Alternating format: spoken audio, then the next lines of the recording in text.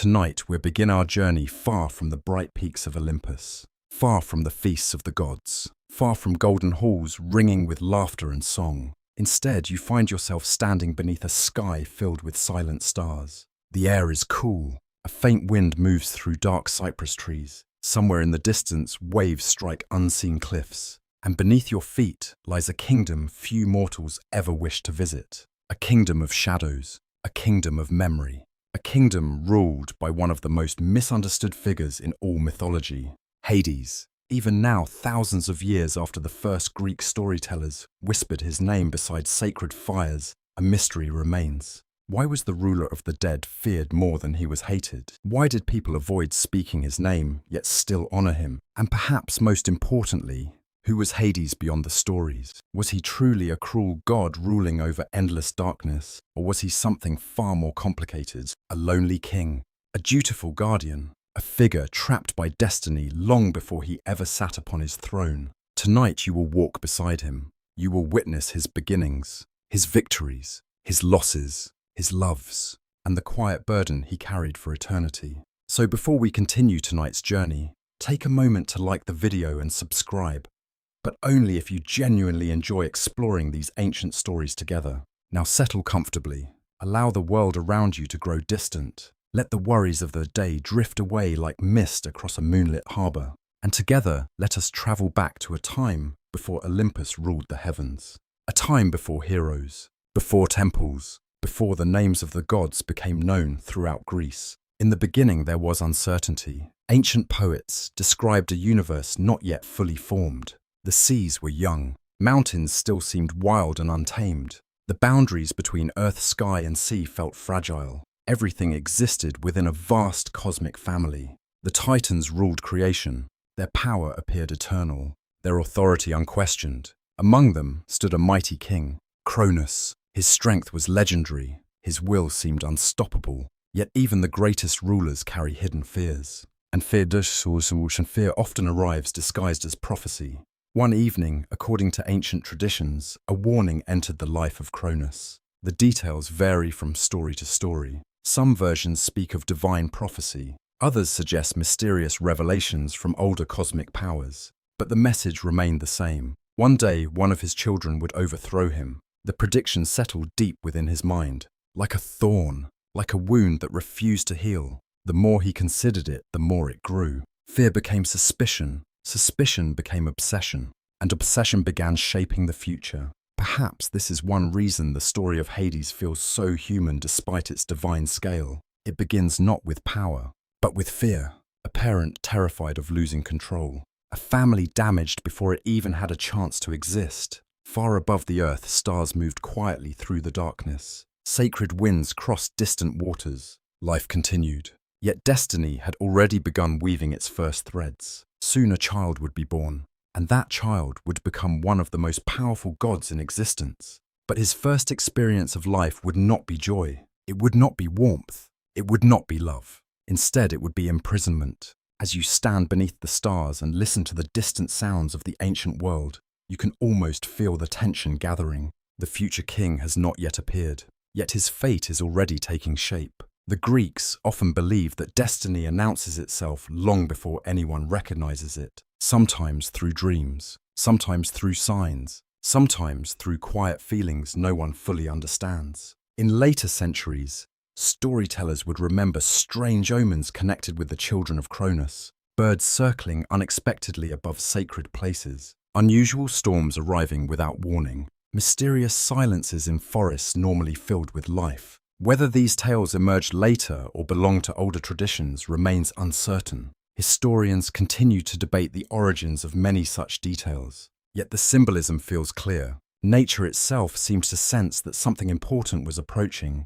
A change, a transformation, the beginning of a story that would echo through generations. Then came the birth. The child later known as Hades entered the world. Ancient myths rarely describe the moment in detail.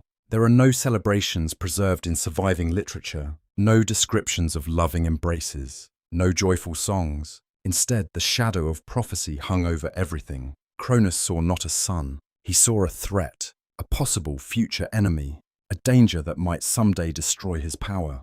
Fear once again guided his actions, and fear made him choose something terrible. The newborn child was swallowed. Just like that. No battle, no resistance, no opportunity to escape. One moment the child existed beneath the light of creation. The next, he vanished into darkness. The image remains one of the most disturbing in Greek mythology. Yet beneath the horror lies something deeper. Hades did nothing wrong. He had committed no crime. He had made no choice. His suffering began before he could even understand existence. In many ways, this experience shaped everything that followed. Isolation became his first companion. Darkness became his first home. And patience became his first lesson. The years passed, then decades, perhaps even centuries. Time moved strangely among the gods. Inside Cronus, other children joined him. His sisters, his brothers, each swallowed for the same reason, each imprisoned by the same fear.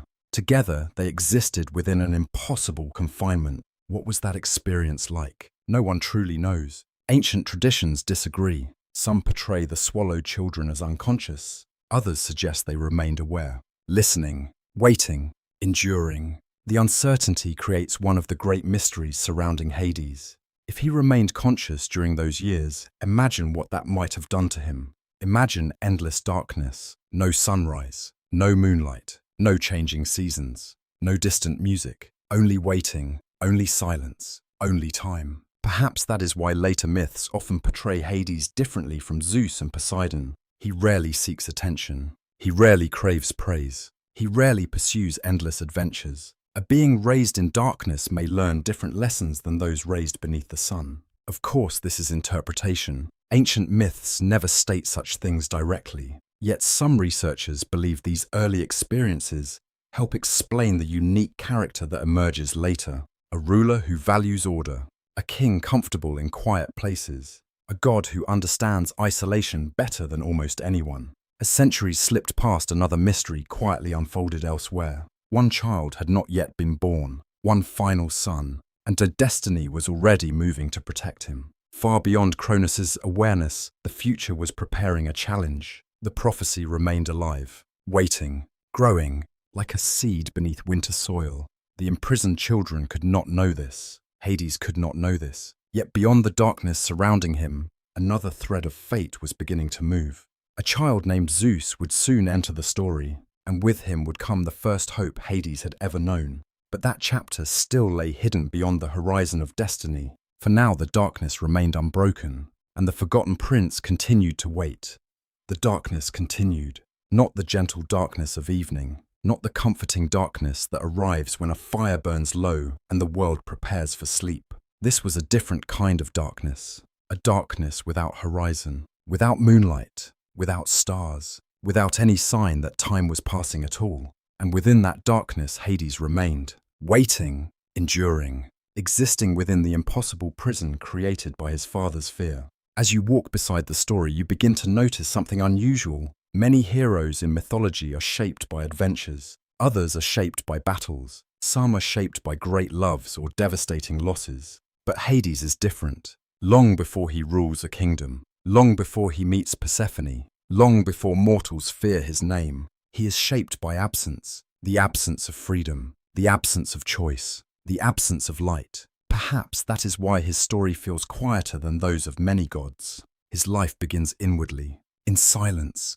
in reflection, in patience. Ancient storytellers rarely describe these lost years directly, yet their silence creates room for imagination. You can almost picture the imprisoned divine children together, invisible to the outside world, forgotten by most of creation, waiting for something they cannot name. Perhaps they spoke, perhaps they shared stories, perhaps they simply endured side by side. No surviving myth tells us for certain, and therein lies one of the oldest mysteries surrounding Hades. The Greeks preserved many tales about his kingdom, many stories about his marriage, many accounts of heroes visiting his realm, yet the years that shaped him most deeply remain hidden, like treasures buried beneath layers of earth, like memories lost beneath centuries of retelling. Some modern interpretations suggest that Hades learned resilience during this period. Others see the experience as the beginning of a profound loneliness that never fully left him. Both possibilities feel strangely fitting.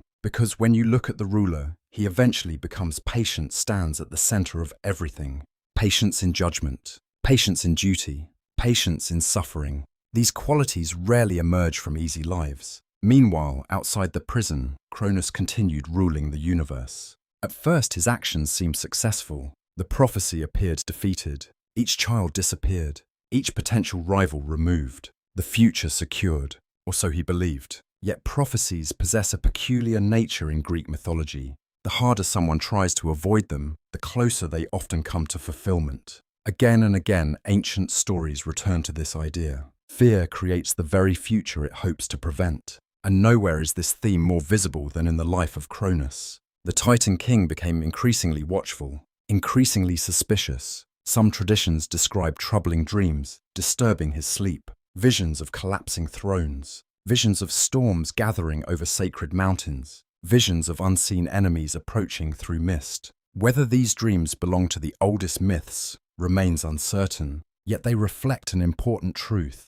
Cronus never escaped the prophecy. He carried it everywhere. Even kings cannot outrun fear, especially fear that lives within the mind. As years passed, the natural world continued its quiet rhythms. Sea winds crossed distant waters. Mountain forests whispered beneath starlight. Rivers flowed toward unseen horizons. Creation moved forward. Yet deep beneath these ordinary wonders, destiny continued weaving its pattern. The ancient Greeks often imagined fate as a thread, something delicate, something almost invisible, yet impossible to break. One thread belonged to Hades, another belonged to his siblings, and somewhere beyond their awareness, another thread was approaching. A thread named Rhea, the mother of the imprisoned children. When people remember the story of Hades, they often focus on Cronus, or Zeus, or Persephone. Yet Rhea occupies a crucial place in the tale. Again and again she watched her children disappear. Again and again she experienced loss. Again and again fear entered her household. You can almost imagine her standing beneath a night sky filled with stars, listening to distant winds, wondering whether destiny could still be changed, wondering whether any child might escape. Ancient myths sometimes portray her grief with remarkable tenderness. She is not merely a goddess. She is a mother watching her family vanish one child at a time. Eventually, another pregnancy came. Another child approached, and with that child came a decision. Rhea would no longer accept the pattern, no longer accept loss, no longer accept fear as the ruler of her family. The birth of Zeus approached. Yet unlike his siblings, Zeus would not be surrendered. Ancient storytellers described secret caves, hidden mountain sanctuaries, sacred places protected by loyal spirits. Across generations, different regions of Greece claimed connections to these traditions. Some researchers believe such stories reflected ancient local religious practices. Others suggest they preserve memories of older myths absorbed into Greek culture. Whatever their origins, the symbolism remains powerful.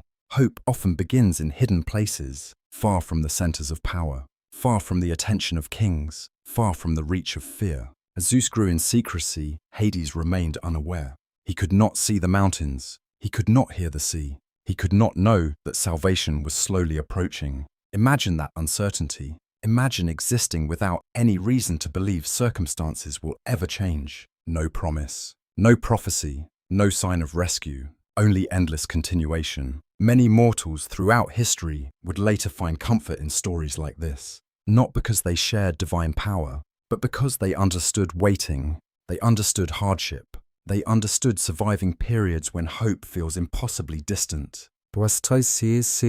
Perhaps this explains why Hades remains such a fascinating figure. Even before becoming a king, he embodies endurance, the ability to continue despite uncertainty, the ability to remain intact despite suffering, the ability to wait, and wait, and wait. Then something began to shift. At first, the changes were subtle, barely noticeable. Ancient traditions speak of signs appearing across the world, unusual movements among sacred animals, strange weather, unexpected silences, whispers among divine beings. The details vary. The meaning remains consistent. The age of the Titans was beginning to weaken. Somewhere beyond the prison, Zeus was growing, learning, preparing. The future king of Olympus had not yet challenged Cronus. The great war had not yet begun. The imprisoned children remained trapped, yet destiny was moving, slowly, patiently, relentlessly. Just as roots grow unseen beneath the earth, long before flowers appear,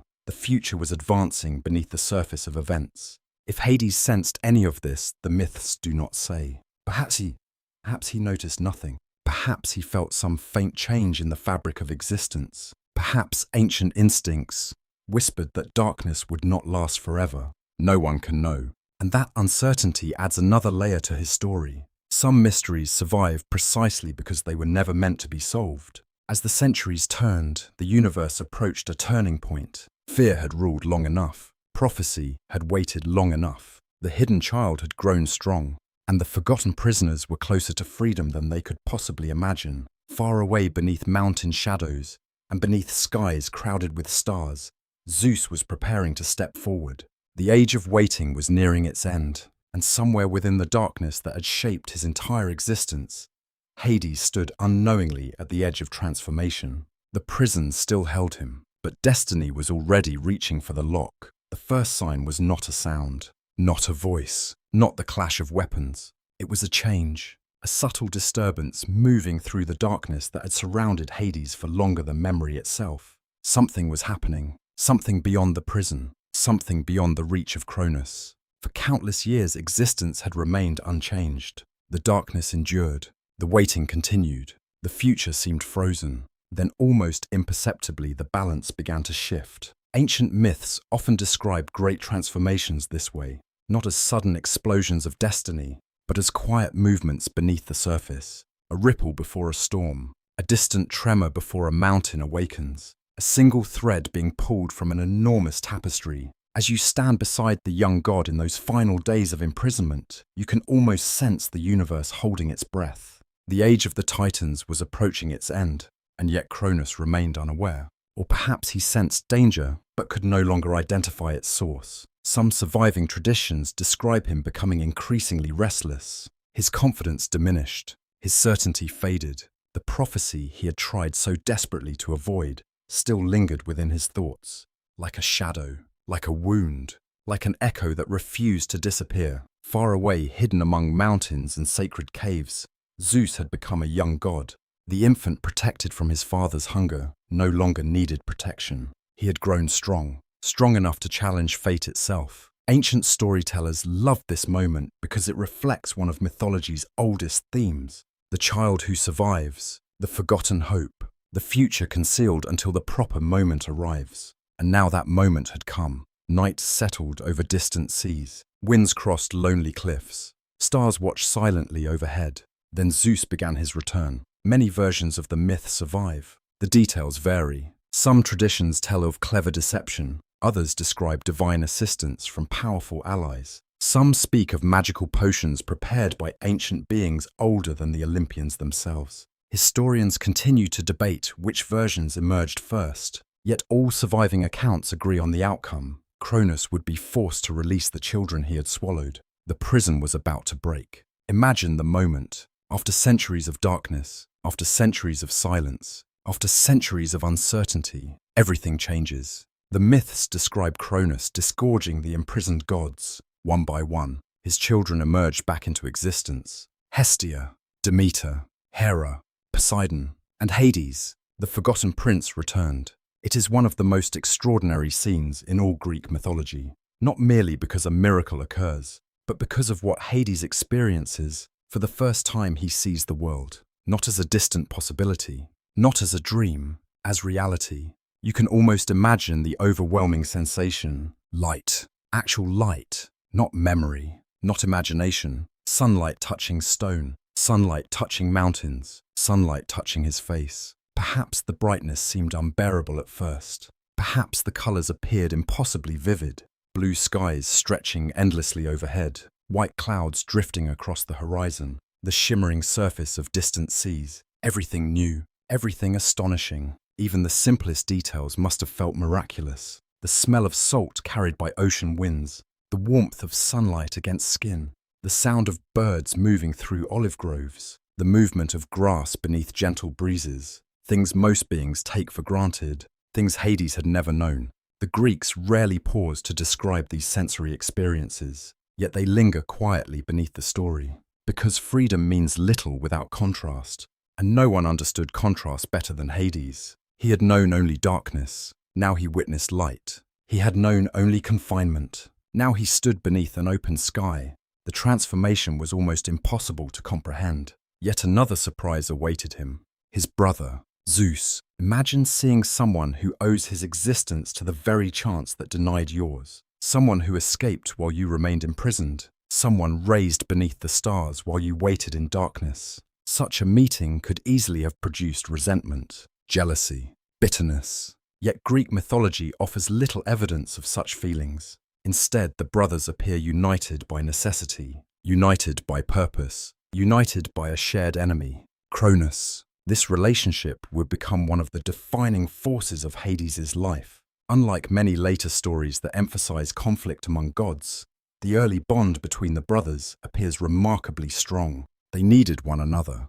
The coming struggle demanded cooperation. The Titans still ruled creation. Freedom alone changed nothing. The old order remained intact, and the old king still sat upon his throne. The prophecy was not yet fulfilled. It had only entered its final chapter. As the newly freed gods gathered, the scale of their challenge became clear. Cronus commanded enormous power. The Titans controlled vast portions of the cosmos. Ancient loyalties remained strong. Many powerful beings continued supporting the established order. The younger gods faced overwhelming odds. Some traditions describe ominous signs appearing throughout creation during this period. Thunder without storms, earthquakes shaking distant mountains, sacred fires burning strangely in temple sites later associated with the gods. Whether these signs belong to the earliest myths remains uncertain, but they reflect a belief common throughout Greek storytelling. The universe itself reacts when destiny approaches. Nature senses transformation before mortals do. The world feels the weight of fate. As preparations for war began, Hades faced a profound question. Who would he become? For most of his existence, he had been defined by imprisonment, by circumstances beyond his control. Now choices appeared before him. Real choices, perhaps for the first time. He could have withdrawn. He could have remained cautious. He could have allowed others to carry the burden of conflict. Yet the myths suggest something very different. Again and again, Hades proves willing to accept responsibility, not because he craves glory, but because he understands necessity. This distinction matters. Zeus often appears driven by ambition and leadership.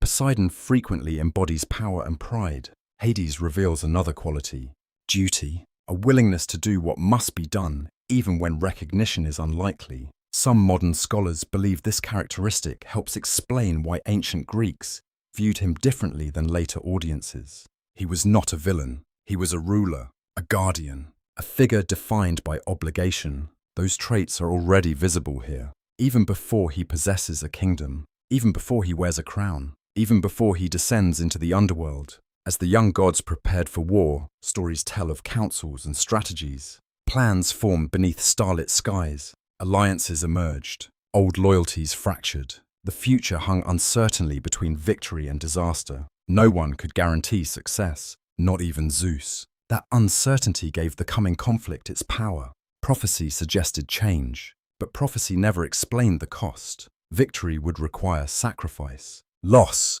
endurance. The universe itself would become a battlefield, and Hades would play a role far greater than anyone yet realized. One evening, according to some traditions, a strange dream came to several divine allies. They saw a great tree growing from shattered stone. Its roots reached deep into darkness. Its branches touched the stars. Some interpreted the vision as a promise, others as a warning. Still others believed it represented the children of Cronus themselves, a new order rising from destruction. The true meaning remained uncertain. As with many myths, mystery accompanied prophecy. The future never reveals itself completely. Perhaps that is why destiny remains so compelling. If everything were known, courage would become unnecessary. Instead, the gods moved forward without certainty, without guarantees, without knowing how the story would end.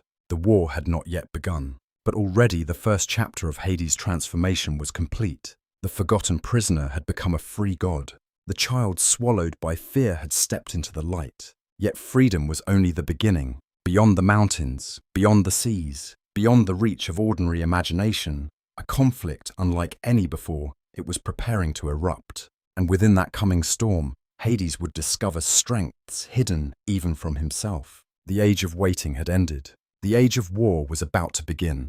The first thunder arrived before the armies moved. A low rumble, distant, almost gentle, like a warning carried across the sky. You stand beside Hades upon a windswept hillside and watch dark clouds gathering above the world. The air feels different now, charged, expectant. The age of peace, however imperfect it had been, is ending. Ahead lies war, not a mortal war measured in years, not a struggle between neighboring kingdoms. This would be a conflict that shook the foundations of creation itself. The Greeks later called it the Titanomachy, the War of the Titans. For 10 long years, according to tradition, the old rulers of the universe would battle the new gods rising against them. And for Hades, this war would become the first great test of his character, the first true measure of the being he was becoming. The armies gathered beneath vast skies. Ancient mountains stood silent witness. The sea crashed endlessly against distant cliffs. At night, campfires flickered across valleys and ridges.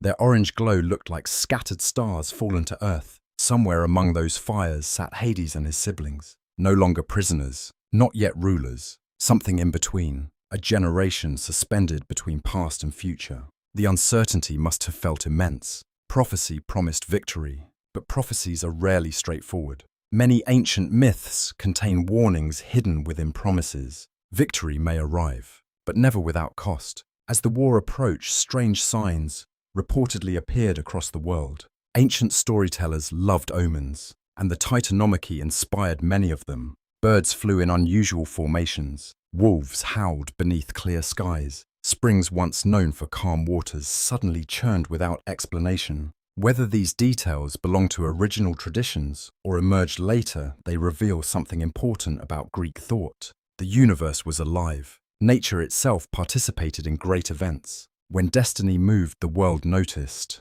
When fate shifted, even the winds seemed to change direction. As preparations continued, differences among the brothers became increasingly visible. Zeus naturally drew attention. Others followed him. His confidence inspired loyalty. His voice carried authority. Even then, traces of the future king could already be seen. Poseidon possessed a different energy. Strong-willed, passionate, sometimes impatient. Like the sea he would later rule, power seemed to surge around him. His emotions moved quickly, his ambitions openly. And then there was Hades. Quiet, observant, measured.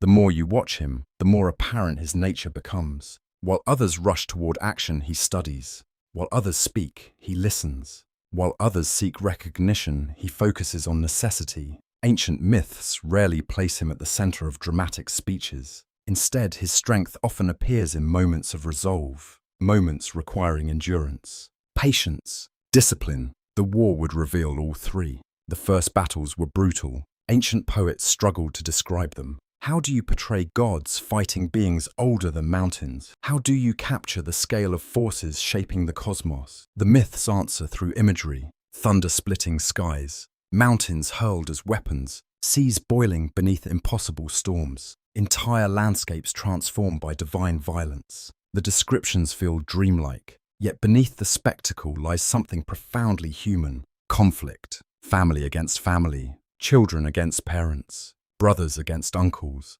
The Titanomachy was not simply a war, it was a civil war. And civil wars leave scars that never fully disappear. You can imagine Hades confronting this reality. The enemy included figures he had known, however distantly, throughout his existence. The Titans were not monsters from another world. They were relatives. The line between justice and tragedy often grows thin during such struggles. Perhaps that is one reason Hades never develops the triumphant personality found in some other gods. He understands the cost of victory. He understands what must be sacrificed to achieve it. As years passed, neither side gained a decisive advantage. 10 years. Imagine it. 10 years of uncertainty. 10 years of battles. 10 years of watching friends fall and hopes rise and collapse again. Even divine beings can grow weary. Some traditions suggest moments arose when victory seemed impossible, moments when doubt entered the hearts of the younger gods. The Titans remained powerful.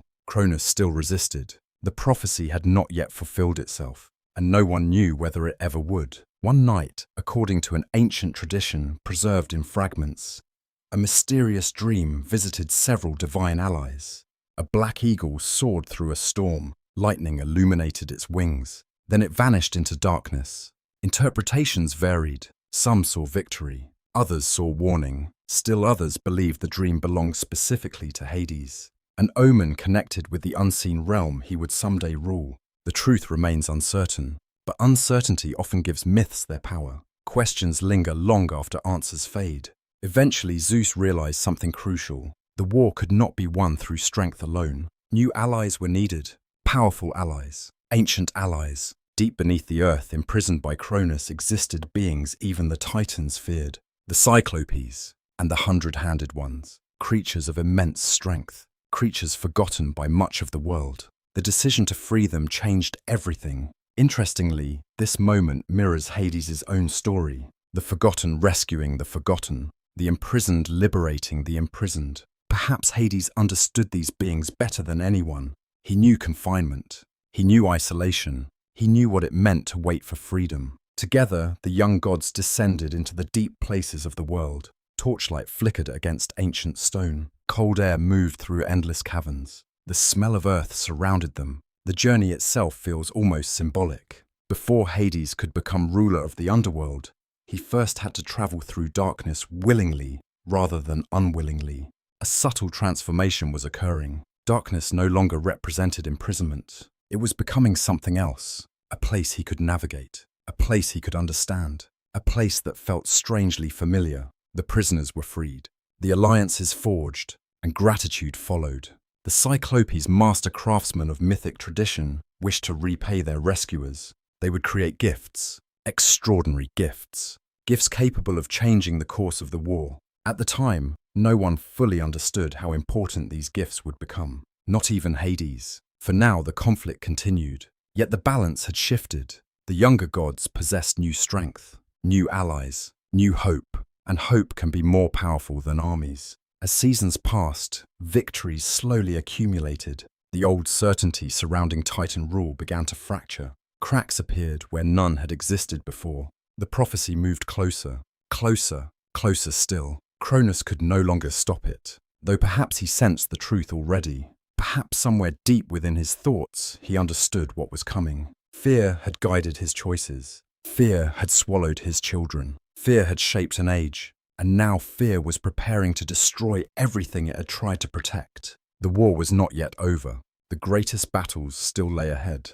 But Hades had changed. The frightened child imprisoned in darkness was gone. In his place stood a god tested by struggle, a god learning responsibility, a god discovering strengths hidden beneath years of silence. Soon a remarkable gift would enter his hands, a gift unlike any other, one that seemed perfectly suited to the nature destiny had chosen for him. And through that gift, the future ruler of the dead would take another step toward the throne awaiting him beneath the earth.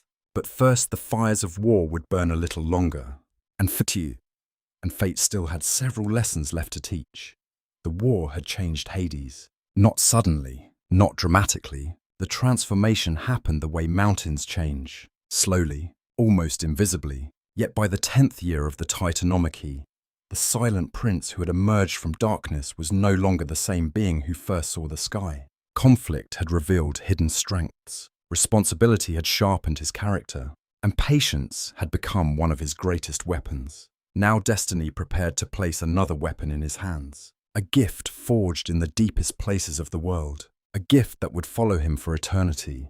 The air within the ancient caverns felt cool and damp. Torchlight danced against walls older than memory. You descend beside Hades and his siblings as they travel through winding passages beneath the earth. Water drips softly from stone. The scent of minerals hangs in the darkness. Far above, storms move across mountains. But here, deep underground, another kind of power waits. The Cyclopes, those ancient craftsmen freed from imprisonment. Many later stories remember them only as giant smiths. Yet within Greek mythology, they represented something more. Creative force, the ability to shape raw power into purpose. Strength alone wins few victories. Power must be directed, focused, transformed. The Cyclopes understood this truth better than almost anyone. As gratitude for their freedom, they began crafting gifts for the three brothers. The sounds echoed through the caverns, metal striking metal, ancient hammers falling in steady rhythm, sparks flashing like brief stars in the darkness.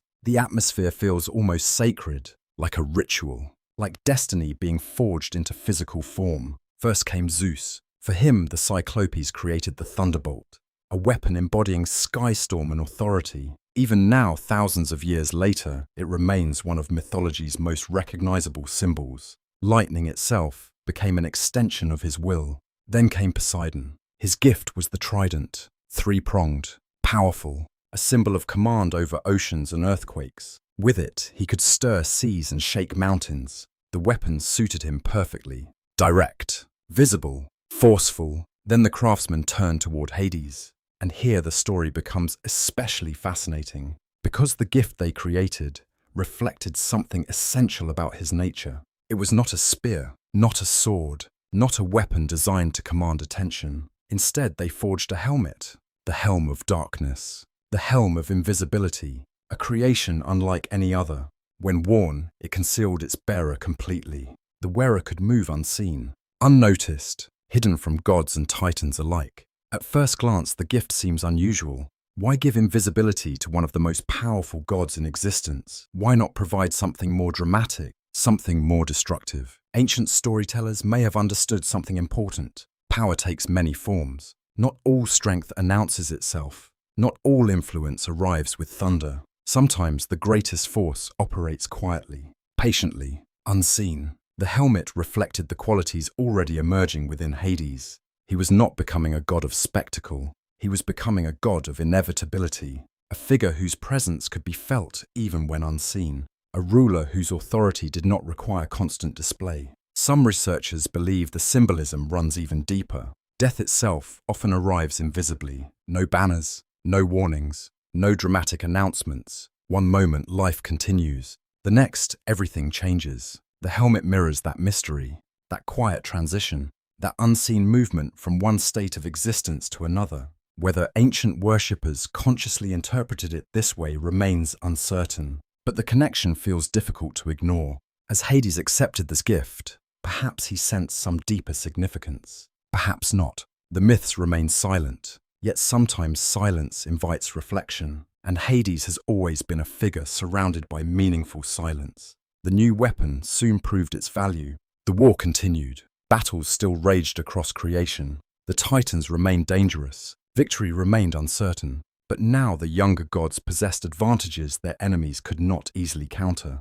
Ancient traditions describe Hades using the helmet during critical moments of the conflict, moving unseen through enemy lines, approaching positions impossible to reach otherwise, contributing to victories through strategy rather than spectacle. Again, the details vary across different versions. The exact events remain unclear, yet the pattern remains consistent.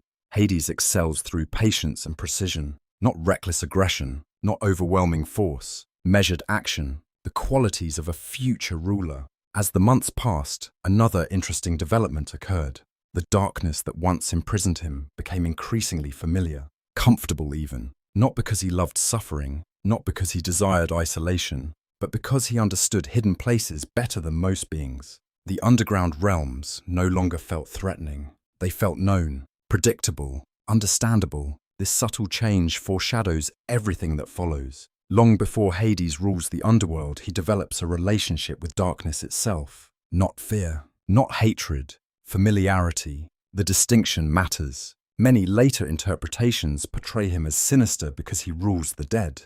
Ancient Greeks often viewed him differently. Darkness was simply part of his nature, part of his experience, part of the path destiny had chosen. Outside the caverns, signs continued appearing throughout the world. Ancient storytellers who loved connecting cosmic events with natural phenomena. One tale speaks of unusual eclipses. Another describes strange lights moving across night skies. Others mention sacred birds gathering around mountain peaks. Historians continue debating which traditions are oldest, yet all serve the same purpose. The universe senses transformation approaching. Something enormous is happening. The old order weakens. The new order rises. Even nature appears aware of it. One evening, after a difficult battle, Hades reportedly stood alone upon a high ridge overlooking distant valleys. The story survives only in fragments and later retellings. Whether it occurred exactly as described is impossible to know. Still, the image feels powerful.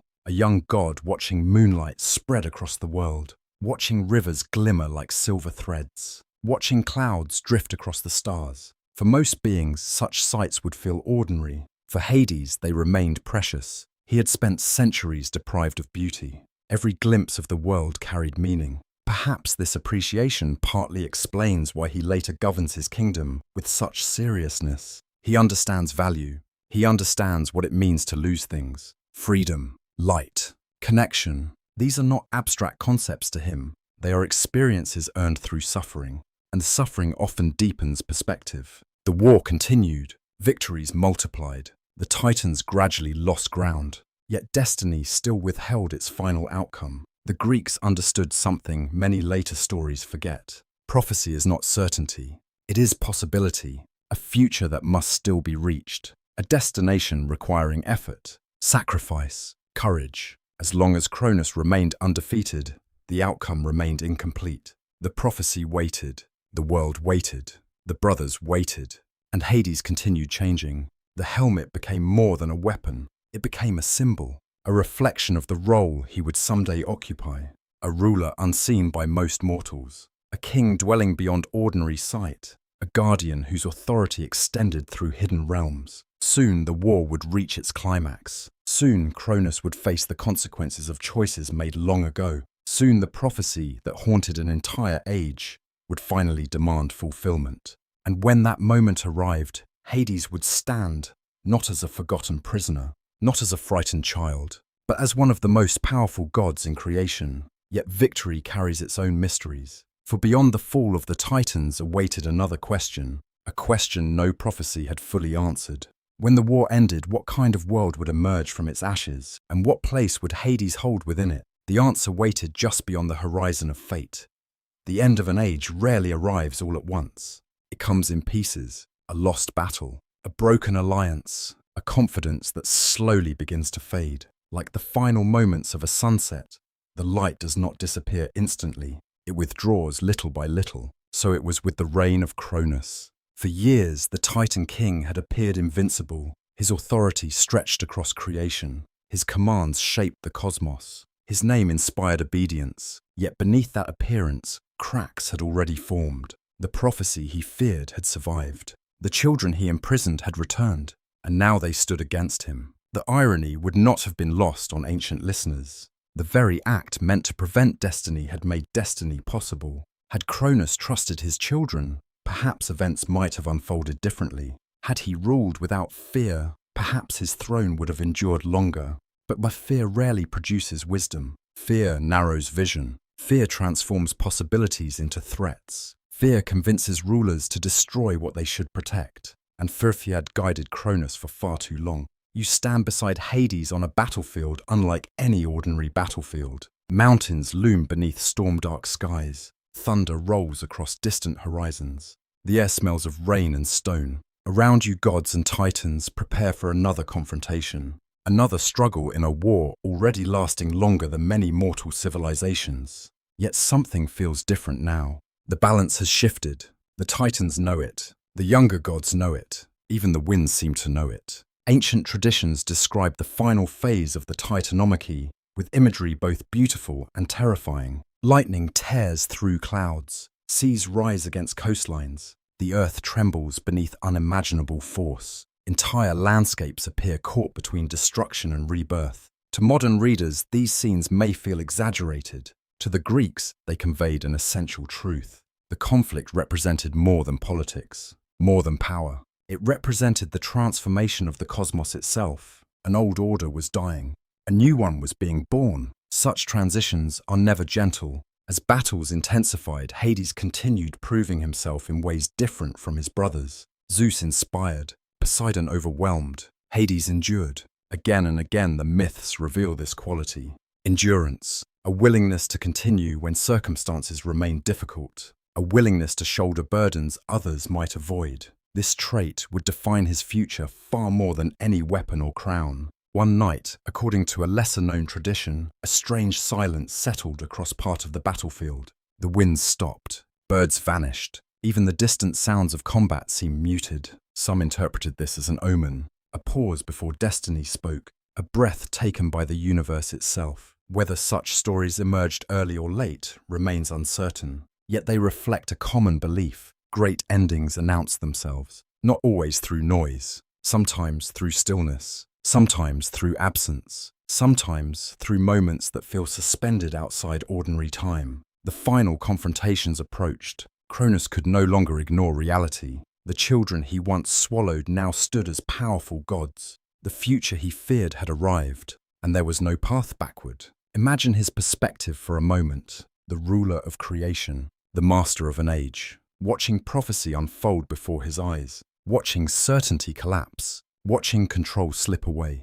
Greek mythology often portrays Cronus as a tyrant, yet there is tragedy here as well. A ruler destroyed not merely by enemies, but by his own inability to trust, by his own refusal to accept change, by his own fear. The Greeks frequently understood tragedy in this way. The seeds of downfall often lie within character itself. As dawn approached on one of the final days of war, dark clouds gathered across the sky.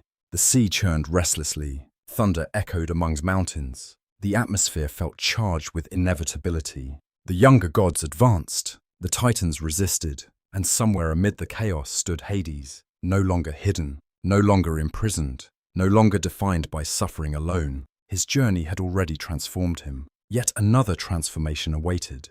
The war reached its climax. Ancient poets describe scenes almost impossible to visualize. Lightning striking repeatedly across the heavens, the hundred-handed ones hurling massive stones, the roar of oceans mixing with thunder, the world itself appearing caught between destruction and creation. In these moments, myths abandon ordinary scale. They become symbolic. They express emotional truth through cosmic imagery.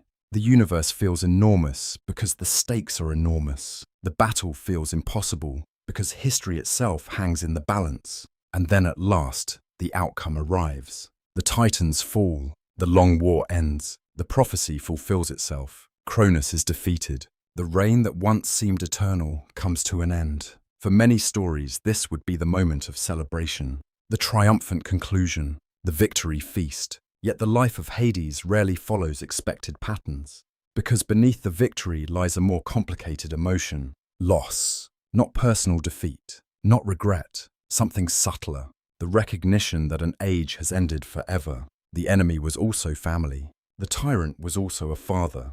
The Greeks understood that human emotions rarely fit into simple categories. You can oppose someone and still mourn them. You can defeat someone and still understand them. You can reject a person's actions while recognizing their pain. Perhaps Hades experienced some version of these feelings. The myths never say directly, but they leave room for contemplation. And contemplation suits Hades more than certainty ever could. As the dust of war settled, the defeated Titans faced punishment. Many were imprisoned deep within Tartarus, the vast abyss beneath the earth, the place reserved for cosmic threats. The irony is difficult to miss. Cronus had imprisoned his children. Now imprisonment awaited him, a consequence shaped by his own choices. The Greeks loved such symmetry. Actions echo, choices return. What we create eventually finds its way back to us. This principle appears throughout mythology, and nowhere more clearly than here. The war was over. The old rulers gone, the prophecy complete. Yet victory created a new question, perhaps the most important question of all. What happens after triumph? Winning a war and building a world are not the same thing. Defeating enemies and governing wisely required different skills. The younger gods had spent years fighting. Now they needed to create order. They needed to establish boundaries, responsibilities, domains. The future remained uncertain. Some traditions describe unusual signs appearing after the war, double rainbows crossing the sky, unexpected calm settling over oceans, stars shining with unusual brightness. Such stories likely emerged from the human desire to imagine nature celebrating renewal. Whether literal or symbolic, they reflect a hopeful mood. The age of conflict had ended. A new chapter was beginning. One evening, after the final battles, Hades reportedly stood upon a mountain ridge and looked across the world. The scene invites reflection. The war behind him, the future before him, the air cool with approaching night, the scent of rain lingering among stones and wild grasses. For the first time since gaining freedom, no immediate threat demanded attention. No battle awaited tomorrow. No enemy approached. Only possibility, only uncertainty, only destiny. And destiny still held one final surprise. Because although the war had ended, Hades had not yet received his kingdom. He had not yet discovered the role fate intended for him. The heavens remained unclaimed. The seas remained unclaimed. The underworld remained unclaimed. Soon the brothers would gather. Soon lots would be drawn. Soon creation itself would be divided. And with a single decision, or perhaps a single act of fate, the course of Hades's eternal existence would be determined. The child swallowed by fear had survived. The warrior forged by hardship had prevailed. But the king had not yet been born. That moment still waited ahead, hidden as so many important things in Hades's life seemed destined to be. The war was over. For the first time in many years, silence returned to the world. Not complete silence. The sea still moved against distant shores. Wind still whispered through olive trees. Night birds still called beneath the stars. Yet the silence felt different. The silence that follows struggle. The silence that arrives after storms. The silence that allows exhausted hearts to finally breathe. You stand beside Hades beneath a sky washed with silver moonlight. The air is cool. The scent of wet earth lingers from recent rains. Far away rivers shimmer softly in the darkness. Creation itself seems relieved. The Titanomachy has ended. The old order has fallen. The prophecy has fulfilled its promise. And now another challenge awaits. A quieter challenge, yet one that will shape eternity. The younger gods have won the universe. The question is simple: who will govern it? Ancient myths often focus on battles, victories, heroic deeds. Yet some of the most important moments happen afterward. Once conflict ends, choices begin. And choices often carry consequences greater than any war. The brothers gathered.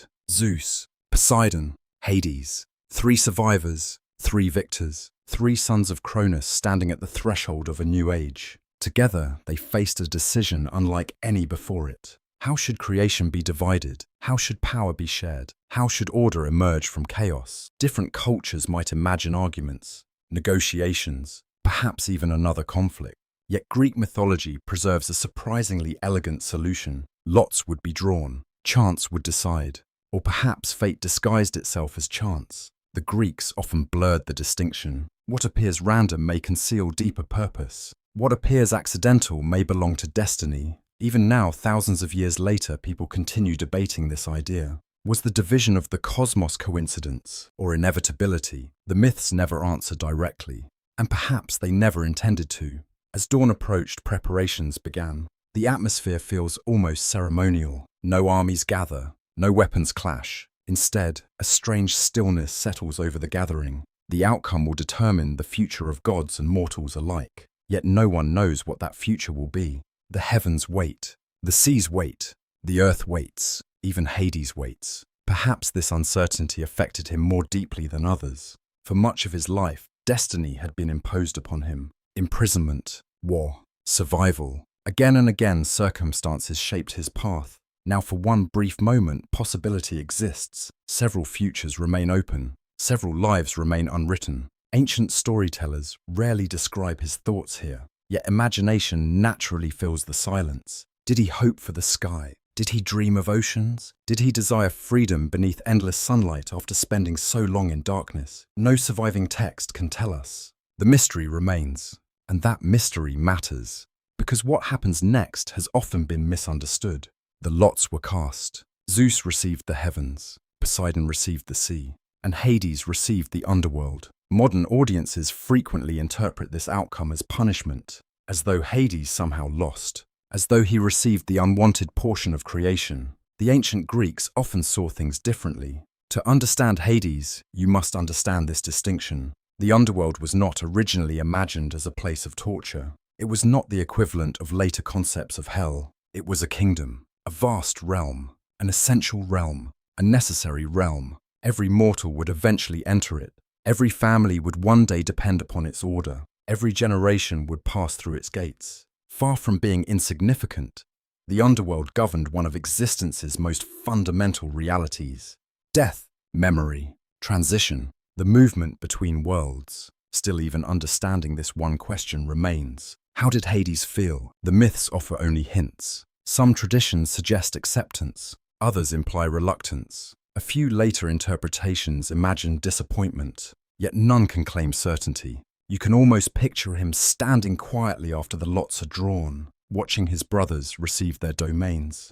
The endless sky, the endless sea, and before him another destiny entirely. A kingdom hidden from sunlight, a realm beneath the earth, a throne surrounded by shadows. The image feels poignant, not tragic, not joyful, something more complex. A crossroads. The Greeks often admired individuals who accepted necessary burdens, not because those burdens were pleasant, but because someone had to carry them. Perhaps this moment marks the true beginning of Hades's greatness, not his power, his greatness. Because greatness is not always measured by what someone gains. Sometimes it is measured by what someone accepts. And Hades accepted more than most. As discussions continued, another important detail emerged. The earth itself would remain shared. Olympus would stand above. The seas would surround. The underworld would lie below. Yet the mortal world would connect them all. This arrangement created future tensions, future alliances, future stories. Nothing existed in isolation. Every choice influenced something else. The Greeks loved this idea. Creation functions as a web. Pull one thread, the entire tapestry responds. The division of the universe established that web, and Hades now occupied one of its most important positions. Ancient traditions occasionally preserve strange omens connected to this moment. A raven flying across a cloudless sky, a spring suddenly emerging from stone, a torch extinguishing itself before reigniting moments later. Whether historical worshippers truly associated these signs with Hades is uncertain, yet the symbolism feels appropriate. A new chapter begins. A hidden future awakens. The ruler of the unseen world takes his first step toward destiny. As the gathering ended, the brothers departed. Zeus turned toward the heavens, Poseidon toward the oceans, and Hades toward a place few gods wished to visit. The descent must have felt extraordinary. You follow him now, downward, away from sunlight, away from open skies, away from familiar landscapes. The path winds through caverns older than memory. Cold air brushes against stone walls. Torchlight flickers softly. The deeper you travel, the quieter the world becomes. At first, the silence feels unsettling. Then gradually it changes. It becomes peaceful, almost sacred, as though the earth itself is holding ancient secrets. Many myths describe rivers flowing through these depths.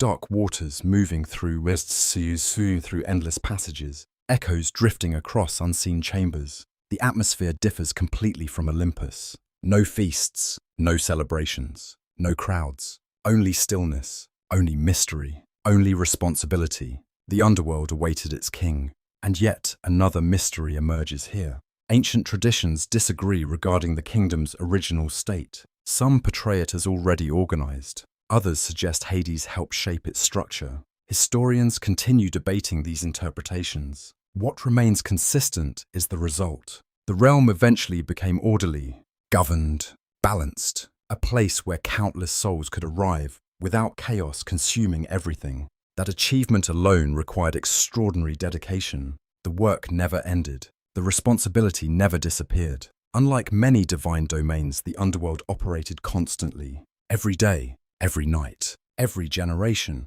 every century. Death does not pause, therefore neither could its ruler. Perhaps Hades understood this immediately, or perhaps realization came gradually. Either way, destiny had chosen well. Few gods possessed his patience, few possessed his endurance, few understood duty as deeply. As he continued descending into the vast realm beneath the earth, distant stars still shone above the world. Mortals slept peacefully in villages and cities, unaware that one of the most important decisions in cosmic history had just occurred. The universe now possessed its rulers. The heavens had a king, the seas had a king, and far below, hidden beneath roots and rivers and mountains, another king approached his throne. Yet the true challenge had only begun, for ruling the underworld would demand far more than accepting it. It would require understanding it. And soon, Hades would take his first steps into the kingdom that would define the rest of his eternal life. The darkness ahead no longer resembled a prison. It resembled a home. The path downward seemed endless. Each step carried Hades farther from the familiar world above, farther from sunlight, farther from sea winds. farther from the bright horizon he had only recently come to know. Yet something unexpected happened as he descended. The darkness no longer felt like an enemy. It no longer felt like the prison of his childhood. It no longer carried the same weight of fear.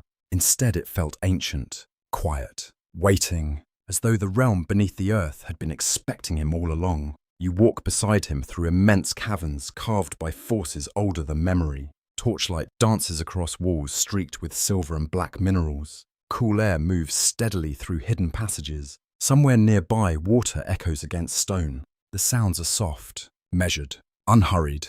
Everything about this place seems older than the world above. The Greeks often imagined the underworld as existing outside ordinary time. Mortals lived brief lives. Kings rose and fell. Cities appeared and vanished. But beneath the earth, something remained constant, something enduring, and now Hades would become its guardian. As the journey continued, rivers began to appear. Dark rivers, ancient rivers, waters moving through the depths of creation. Different traditions preserved different names and descriptions. Some spoke of the river Styx. Others described Acheron, Cocytus, Lethe, and Phlegethon. Each possessed its own symbolism. Each reflected some aspect of death memory, sorrow, or transition. The exact details changed across centuries, yet the rivers remained central. Water connects worlds. Water separates worlds. Water carries travelers from one place to another. The symbolism feels timeless. Hades paused beside one of these flowing currents. The water reflected torchlight in trembling patterns.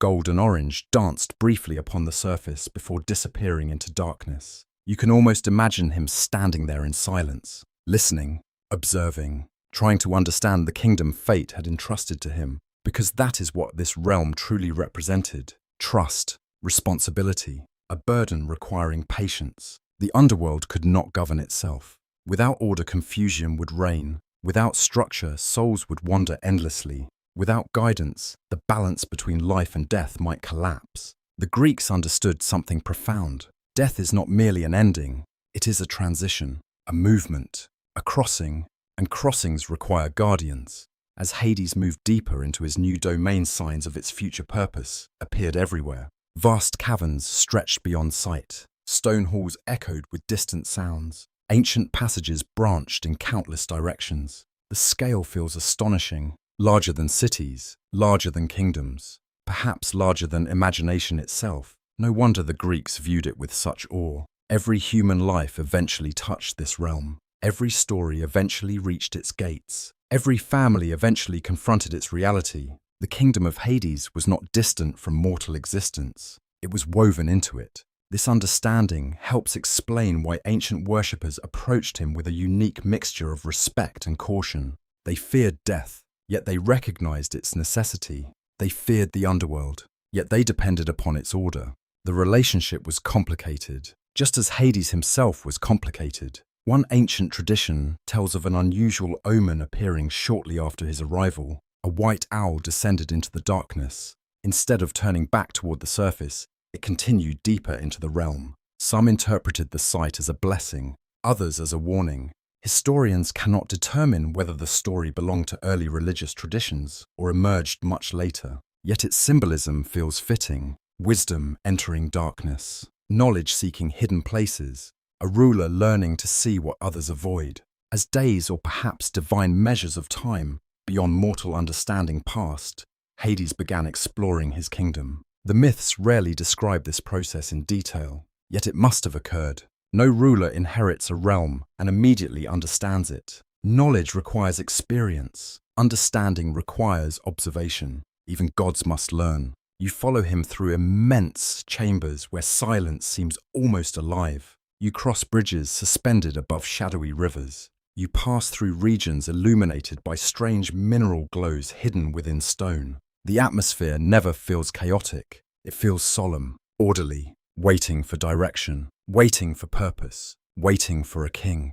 Perhaps the most striking realization came gradually. The underworld was not merely a place. It was a responsibility that would never end. The heavens experienced storms and clear skies. The seas rose and fell. But death never rested. Every day brought new arrivals. Every generation added new stories. Every century expanded the realm's population. The work continued endlessly. Many gods enjoyed periods of leisure. Hades would not possess that luxury. The realization may have felt heavy, yet ancient myths repeatedly suggest he accepted such burdens more willingly than most, not because he enjoyed hardship, but because he understood necessity. Some roles simply must be fulfilled, and someone must fulfill them. The Greeks admired this quality deeply. Duty performed without complaint, responsibility accepted without applause, quiet strength. Again and again these traits appear in Hades, far more often than cruelty, far more often than anger, far more often than malice. As he continued shaping his kingdom, another important figure entered the story. Not yet a queen, not yet a companion, not yet even connected directly to his fate, but destiny was already preparing her arrival. Far above the earth, beneath sunlight and wildflowers, Persephone lived in a very different world. At this stage, Hades knew nothing of her. She knew nothing of him. Their lives moved along separate paths, yet the threads of fate were already drawing closer. The Greeks loved this idea. Lives intersect long before individuals realize it. The future begins forming years before it becomes visible. While Hades learned the responsibilities of rulership, Persephone walked among meadows and sacred groves. Two stories moving toward one another, two destinies slowly converging. The consequences would eventually reshape both worlds. But for now, that future remained hidden. The king's immediate concern was order. One challenge involved the countless souls that would someday arrive. Ancient traditions describe judges associated with the dead, wise figures helping determine appropriate destinations within the realm. Whether these structures emerged immediately or developed over time remains debated. What matters is the underlying principle. The underworld required fairness, rules, balance. Without them, resentment and chaos might spread endlessly. Hades recognized this. The ruler he was becoming valued stability above personal glory. As centuries passed, stories of the underworld spread among mortals. Travelers whispered about hidden entrances. Poets imagined rivers beneath the earth. Priests developed rituals honoring unseen powers. The kingdom slowly entered human imagination, and with it entered Hades. Not as a warrior, not as a conqueror, but as something more unusual. A king most people would never meet. A ruler whose presence could be felt even when unseen. A guardian standing at one of existence's greatest boundaries. One evening, while exploring a remote region of his realm, Hades reportedly encountered a mysterious vision. The details differ among later traditions. Some describe flowering branches growing from stone. Others mention a young woman carrying torchlight through darkness. Still others speak only of an unexplained feeling, a sense that change was coming, a sense that solitude would not last forever. Whether the vision truly belonged to ancient mythology remains uncertain, yet it captures something meaningful. Even in the deepest parts of the underworld, destiny continued moving. The kingdom was taking shape. The king was taking shape. And somewhere beyond the earth above, another life was approaching his own. For now, however, Hades remained alone, seated upon a throne carved from the foundations of the world, listening to rivers flow through eternal darkness, watching the first chapters of his reign unfold. The kingdom had accepted him, but the loneliness remained. And loneliness, like destiny, has a way of changing lives when least expected. Far above the underworld, spring flowers were beginning to bloom.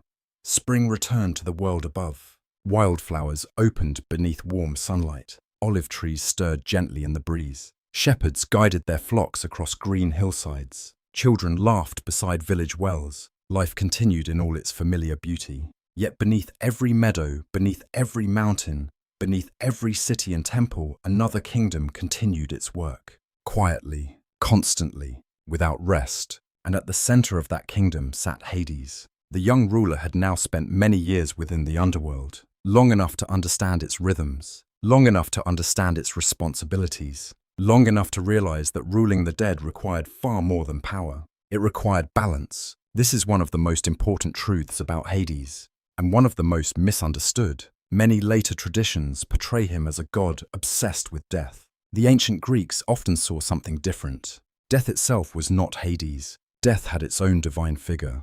Thanatos, a separate presence, a separate force. Hades governed what came after. His responsibility was not ending life. His responsibility was maintaining order once life had ended. The distinction mattered deeply. You walk beside him through the halls of his kingdom. The air remains cool. Torchlight glows softly against ancient stone. Far away rivers move through darkness with endless patience. The atmosphere feels solemn but not cruel, quiet but not hostile. The underworld was never meant to be a place of random suffering. It was a place of transition, a destination shared by kings and farmers alike, heroes and shepherds, queens and fishermen. Every mortal eventually arrived, and every arrival required guidance. The task was enormous. Imagine it. Every generation, every century, every civilization, countless lives ending and continuing into another state of existence. The responsibility alone would overwhelm most rulers. Yet Hades accepted it,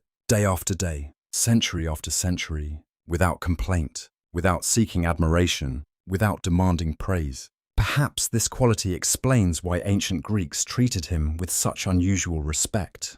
They feared his realm, but many did not hate him. In fact, surviving evidence suggests that some worshippers viewed him as remarkably fair. Strict, certainly, unyielding often, but fair, and fairness possesses a power that fear alone can never achieve. As the years passed, the underworld became increasingly organized. Ancient judges helped evaluate souls. Paths developed, regions emerged. The kingdom gained structure. Different traditions described these arrangements differently. Some myths emphasized the asphodel meadows. Others focused on Elysium. Others spoke of darker regions reserved for terrible crimes. Historians continue debating how these ideas evolved through Greek history. Yet all versions share a common principle. Actions matter. Choices matter. Life matters. The underworld reflected the consequences of mortal existence. And Hades stood at the center of that system, not as a tyrant, as a guardian. One evening, while seated upon his throne, Hades reportedly received an unusual visitor. Not a hero, not a god, a soul, an ordinary soul. The details of the story survive only in fragments. Some scholars question its authenticity. Others believe it preserves traces of older oral traditions. According to the tale, the newly arrived mortal looked upon Hades and expected terror, expected rage, expected cruelty. Instead, the soul found something unexpected: calmness, order, dignity. The ruler of the dead did not appear monstrous. He appeared responsible. The story may be symbolic rather than literal, yet its symbolism matters. Ancient worshippers often feared what death represented, but Hades himself occupied a more complicated position. He was not chaos. He protected against chaos. The Greeks understood that even death required structure. Otherwise, existence itself might unravel. As centuries continued, stories about Hades spread across the mortal world. Villagers spoke his name carefully. Priests performed rituals with solemn respect. Travelers shared tales of mysterious caves believed to connect with his kingdom. Some entrances lay beside rivers, others beneath mountains. Many locations throughout Greece claimed connections to the underworld. This tells us something fascinating. People felt close to Hades, not emotionally close, existentially close. They understood that his realm awaited everyone. No exceptions, no escapes, no bargains. The certainty of this truth gave Hades unusual significance. Unlike many gods, his influence touched every life, every family, every generation. And yet, despite this importance, loneliness remained. The irony is striking. Few rulers possessed greater authority. Few kingdoms contained more inhabitants. Yet Hades himself remained isolated. The dead passed through his realm. They did not become companions. The judges served their duties. They did not share his burden. Even visits from fellow gods remained rare. Olympus felt distant. The sea felt distant. The world of sunlight and celebration felt increasingly distant. You can almost imagine him standing beside one of the great rivers of the underworld, watching dark waters move endlessly past, listening to echoes drift through caverns, feeling the weight of eternity settle around him. Ancient myths rarely speak openly about his loneliness, yet traces appear everywhere. The silence, the isolation, the distance from other gods, all point toward the same emotional reality. Hades possessed a kingdom, but not companionship, power, but not intimacy, responsibility, but not connection. Destiny had given him purpose. It had not yet given him someone to share it with. One night, an unusual omen appeared, at least so later traditions claimed. A flowering branch emerged from stone deep within the underworld. Impossible, beautiful, Unexpected. The bloom lasted only a short time before fading. Interpretations varied. Some saw a symbol of hope. Others viewed it as a prophecy. Still others connected it to agricultural mysteries associated with the changing seasons. No one could agree completely. The uncertainty remains. And uncertainty often accompanies destiny, especially when destiny is preparing something important. Far above the earth, another story continued unfolding. Persephone, daughter of Demeter, young goddess of spring, she wandered through meadows bright with flowers. She laughed with companions. She enjoyed sunlight and open skies. Her life could not have differed more from Hades. One lived among blossoms, the other among shadows. One walked through fields, the other through caverns. One represented renewal, the other represented endings. Yet mythology often delights in opposites. Opposites create tension, meaning, transformation. Though neither knew it yet, their paths were moving steadily toward one another. Some ancient traditions suggest that Hades first became aware of Persephone through rumor, a passing mention, a story carried by another deity, a glimpse from afar. The details vary. Historians debate which traditions appeared earliest, but one theme appears repeatedly: awareness precedes action. Destiny rarely arrives without warning. Something was changing, not in the underworld itself. In Hades, the ruler who had spent centuries accepting solitude was beginning to imagine another possibility: companionship. The idea remained distant, uncertain, almost dreamlike. Yet once such thoughts appear, they rarely disappear entirely. As the years continued, Hades fulfilled his duties faithfully. The kingdom prospered, order endured, balance remained intact. Ancient Greeks often valued stability more than excitement, and by that measure Hades succeeded remarkably. The world above continued functioning because the world below remained organized. Most mortals never considered this relationship, yet mythology quietly insists upon it. Life depends upon death, growth depends upon endings, spring depends upon winter. Balance requires both, and Hades had become the keeper of that balance. One final story survives from this period: a dream, or perhaps a vision, or perhaps merely a later invention attached to his legend. In the dream, a torch moved through darkness. The light approached slowly, steadily, without hesitation. Then just before reaching him, the dream ended. No explanation, no answer, only mystery. The Greeks loved such images, because life itself often feels that way. We sense change approaching, yet we cannot see it clearly. We know destiny is moving, yet we cannot predict its form. For Hades, the dream would prove meaningful, though he did not know it yet, because somewhere above the earth, among fields filled with flowers and warm spring winds, destiny was already preparing its next chapter, and that chapter would change his life forever. The years flowed onward like the rivers of the underworld, steady, silent, unstoppable. Above the earth, generations of mortals were born, lived and passed away. Cities expanded, temples rose. Harvests came and went with the changing seasons. The world never stopped moving. Yet deep beneath all of it, Hades remained upon his throne, watching, judging, maintaining balance, fulfilling the duty destiny had given him. And still he was alone, not lonely every moment, not consumed by sorrow, but alone in a way few beings could truly understand. The difference matters. Loneliness is a feeling, aloneness is a condition, and Hades had lived with that condition for centuries, perhaps even longer. The vast halls of the underworld echoed with countless voices. New souls arrived every day. Judges carried out their responsibilities. Rivers continued their eternal journeys. Yet when the work ended, when the decisions were made, when silence settled over the kingdom once more, Hades remained by himself. The Greeks understood a truth that many stories overlook. Power does not eliminate solitude. In some cases, it deepens it. The higher one rises, the fewer companions remain. The greater the responsibility, the harder it becomes to share. You walk beside him through one of the great halls carved into the foundations of the world. Cold stone stretches endlessly into darkness. Torchlight flickers softly. The scent of ancient earth lingers in the air. Everything feels vast, orderly, still. The kingdom functions perfectly, yet something is missing. Even Hades has begun to notice it. One evening, according to later traditions, he stood beside the banks of the Styx. The river moved silently beneath a ceiling of stone glittering with mineral light. The atmosphere felt almost dreamlike, neither night nor day, neither fully alive nor fully dead.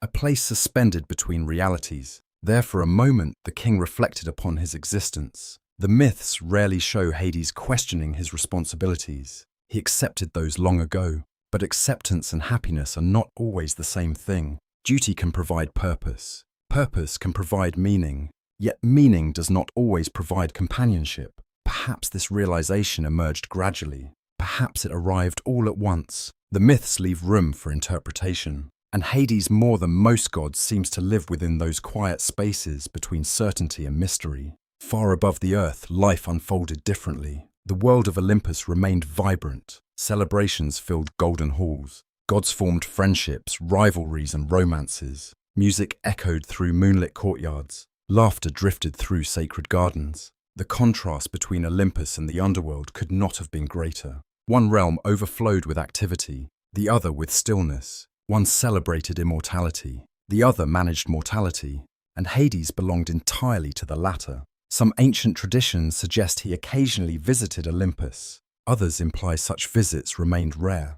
Historians continue debating these accounts. Yet regardless of how often they occurred, one thing seems clear. The underworld increasingly felt like his true home, not because he loved isolation, because he understood the realm. Its responsibilities matched his nature. Its order reflected his values. Its quiet suited his temperament. Still, understanding a place is not the same as sharing it. The kingdom lacked something, or rather someone. The Greeks often explored this theme through symbolism. A king without a queen, a ruler without a partner, balance incomplete. Even nature itself reflected similar patterns. Day and night, land and sea, summer and winter, growth and decline. The universe seemed built upon complementary forces. Perhaps Hades consciously or unconsciously felt this truth. If so, destiny was already preparing an answer. One afternoon in the world above, Persephone wandered through flowering meadows. The scene appears repeatedly in Greek art and literature, and for good reason. It embodies innocence, potential, possibility. You can picture it easily. Golden sunlight spills across rolling fields. Wildflowers sway gently in warm breezes. The scent of blossoms fills the air. Birdsong drifts across distant hills. Persephone moves through the landscape surrounded by companions. Young, joyful, unaware. She represents everything absent from the underworld. Light, growth, renewal, spring itself. Many later storytellers emphasize this contrast deliberately. The future queen of the dead begins as the goddess of life returning to the world. The symbolism feels almost too perfect. Yet mythology often embraces such patterns. Opposites attract not because they are similar, because they complete something in one another. At this point in the story, however, Persephone and Hades remain separate. Different worlds, different experiences, different destinies, and yet the threads connecting them are drawing tighter with every passing year. Some ancient accounts suggest Hades first saw Persephone from afar. The details differ dramatically. One version describes Aphrodite noticing his solitude. Another attributes the encounter to chance. Still others remain silent altogether. The uncertainty itself is revealing. Ancient audiences cared less about the mechanics of destiny than its consequences. The important question was never how Hades noticed Persephone. The important question was what happened afterward, because something changed. Perhaps, for the first time since becoming ruler of the underworld, Hades imagined a future different from the present. Not a different kingdom, a different life. The distinction matters. His responsibilities remained essential. His duty remained unchanged. Yet now another possibility existed alongside them. Companionship, partnership, someone capable of understanding the burden of eternity. The idea must have felt extraordinary, and perhaps frightening. The Greeks often portrayed love as a force capable of unsettling even the most powerful gods. Love disrupts routines. Love challenges certainty. Love demands vulnerability. These things do not come easily to rulers, especially rulers accustomed to isolation. One night, an unusual dream reportedly visited Hades. The dream survives only in later retellings. Its authenticity remains impossible to verify, yet its imagery feels appropriate. In the dream, he walked through the deepest regions of the underworld. The familiar darkness surrounded him. The familiar rivers flowed nearby. Then suddenly flowers began appearing. Not one or two, thousands. bright blossoms emerging from stone, color spreading through shadow, life appearing where none should exist. The dream ended before revealing its meaning. Dreams often do. Yet when Hades awoke, the image remained. Ancient Greeks treated dreams seriously, not always as prophecy, but often as messages, possibilities, hints of truths not yet fully visible. Whether the dream predicted Persephone or merely reflected hidden desires remains uncertain. Perhaps both interpretations contain wisdom. Meanwhile, signs continued appearing across the world, at least according to storytellers who later connected these events to the coming transformation. Unexpected blooms, unusual weather, sacred animals behaving strangely. Historians debate such traditions, yet they serve an important narrative purpose. Destiny is approaching. The universe senses it. The audience senses it. Only the characters remain unaware of its full significance. This technique appears throughout mythology. The future casts shadows before it arrives. As months passed, Hades found his thoughts returning repeatedly to the same question. What if solitude was not inevitable? The question seems simple, yet it carried enormous implications. Because once a possibility enters the mind, it becomes difficult to forget. The king of the underworld had spent centuries accepting his condition. Now acceptance was beginning to evolve into longing, not desperate longing, quiet longing, the sort that grows gradually, the sort that changes lives. Far above the earth, Persephone continued gathering flowers beneath spring skies. She knew nothing of Hades's thoughts, nothing of his dreams, nothing of the destiny moving toward her. Yet fate had already begun weaving their stories together. The kingdom beneath the earth still lacked a queen, but not for much longer, because somewhere beyond the horizon of ordinary time, a choice was approaching, a choice that would bring love, grief, conflict, compromise, and transformation, a choice that would reshape both the underworld and the world above. And once that choice arrived, nothing would ever be the same again. There are moments in mythology when everything changes. A prophecy spoken, a door opened, a choice made, a glance exchanged. The life of Hades contains many important events, yet none would shape him more profoundly than the day Persephone entered his kingdom. Even now, thousands of years later, the story remains one of the most discussed and debated myths in Greek tradition. Ancient poets told it differently. Religious traditions interpreted it differently. Modern readers often view it differently still, and perhaps that uncertainty itself is meaningful. Because some stories refuse to fit neatly into simple categories. They linger, they challenge, they ask questions that never receive complete answers. You begin in a meadow, far above the underworld, far above the stone halls and shadowed rivers of Hades' realm. Spring has returned once again. The air feels warm and fragrant. Wildflowers stretch across rolling fields. Soft breezes carry the scent of blossoms and fresh grass. Birdsong drifts through the sunlight. Everything feels alive. Everything feels peaceful. Persephone walks through the meadow surrounded by companions. She bends to gather flowers. Poppies, irises, narcissus blooms shining beneath the sun. Ancient artists loved this image. Again and again they return to it, because it captures a fleeting moment. The final moment before transformation. The final moment before innocence encounters destiny. The Greeks understood that life often changes without warning. One ordinary day becomes extraordinary. One familiar path leads somewhere unexpected. One simple choice alters everything. So it was for Persephone. As she reached toward a particularly beautiful flower, the earth trembled, the ground opened, and the story entered a new chapter.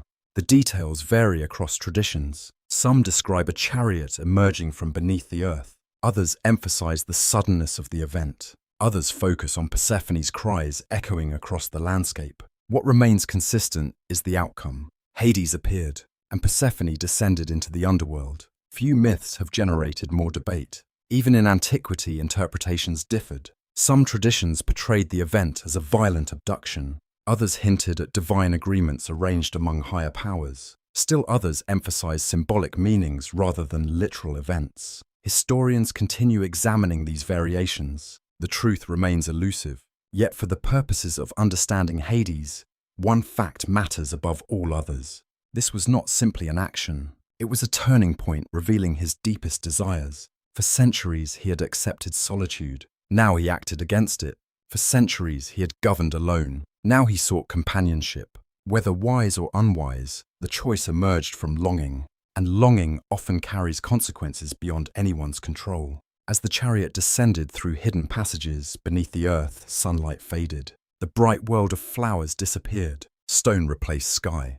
Echoes replaced birdsong. Cool air replaced warm breezes. Persephone entered a realm unlike anything she had ever known. Imagine the contrast. Above endless meadows, below endless caverns, above the world of growth, below the world of memory, above spring, below eternity. The symbolism could not be stronger, yet symbols alone cannot capture emotion. Persephone's fear, her confusion, her uncertainty, these feelings echo throughout surviving accounts, and Hades, despite his power, could not simply erase them. This becomes one of the most important lessons of the story. Desire cannot eliminate consequence. Wanting something deeply does not guarantee the right to possess it. The Greeks repeatedly explored this theme. Even gods face the results of their actions. Even kings make mistakes. Even rulers of the dead cannot control every outcome. When Persephone arrived in the underworld, Hades welcomed her. The kingdom had never seen such a figure. A goddess associated with spring, with flowers, with renewal. The contrast transformed everything. Ancient poets often describe light entering darkness, color entering shadow, life appearing where none seemed possible. The imagery is powerful because it reflects more than physical change. It reflects emotional change. For the first time in centuries, Hades was no longer alone. The king without a queen now had company. Yet companionship obtained through suffering carries its own complications. The Greeks understood this deeply. Nothing exists without cost. Meanwhile, far above the earth, another story unfolded. Demeter, mother of Persephone, goddess of agriculture, guardian of harvests. Her grief began almost immediately. She searched fields and forests. She crossed mountains and coastlines. She questioned gods and mortals alike. The search became legendary. Torchlight flickered through the night as she wandered. Sacred fires burned low. The atmosphere of the world itself seemed to change. You follow her journey beneath moonlit skies. The air grows colder. The winds become harsher. The warmth of spring begins fading. Because grief has power. Not merely emotional power, cosmic power, at least within myth. Demeter's sorrow affected the earth itself. Crops stopped growing. Fields turned barren. Harvests failed. The fertile world began slipping toward famine. This is where the myth expands beyond personal relationships. It becomes a story about balance. The Greeks lived close to the land. They understood dependence upon seasons, dependence upon harvests, dependence upon cycles beyond human control. Through Demeter's grief, mythology explains something fundamental. Why does spring leave? Why does winter come? Why does abundance disappear? The answers emerge through story. And at the center of that story stood Hades, not as a monster, not as a hero, as a participant in a chain of consequences, one choice affecting countless lives. Back in the underworld, ancient traditions sometimes portray Hades as surprisingly patient with Persephone.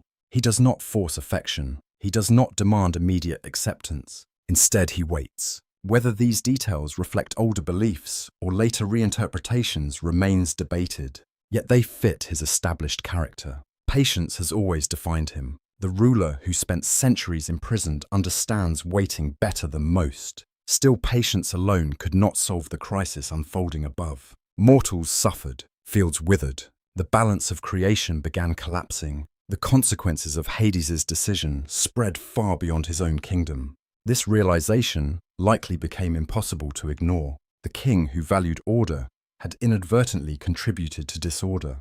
The ruler who protected balance had helped disrupt it. Ancient myths rarely present such contradictions by accident. Complexity makes characters memorable, and Hades is among mythology's most complex figures. One night, as Demeter continued searching, a strange omen reportedly appeared, a torch burning with blue flame, neither extinguished by wind nor diminished by rain. Some interpreted it as a sign that Persephone still lived. Others saw it as a warning to the gods. No one agreed completely. Such uncertainty feels appropriate. The future itself remained uncertain. Would Persephone return? Would Demeter relent? Would the world recover? No one yet knew. Not mortals. Not gods. Perhaps not even Hades. For the first time in centuries, The ruler of the underworld faced a problem his patience alone could not resolve.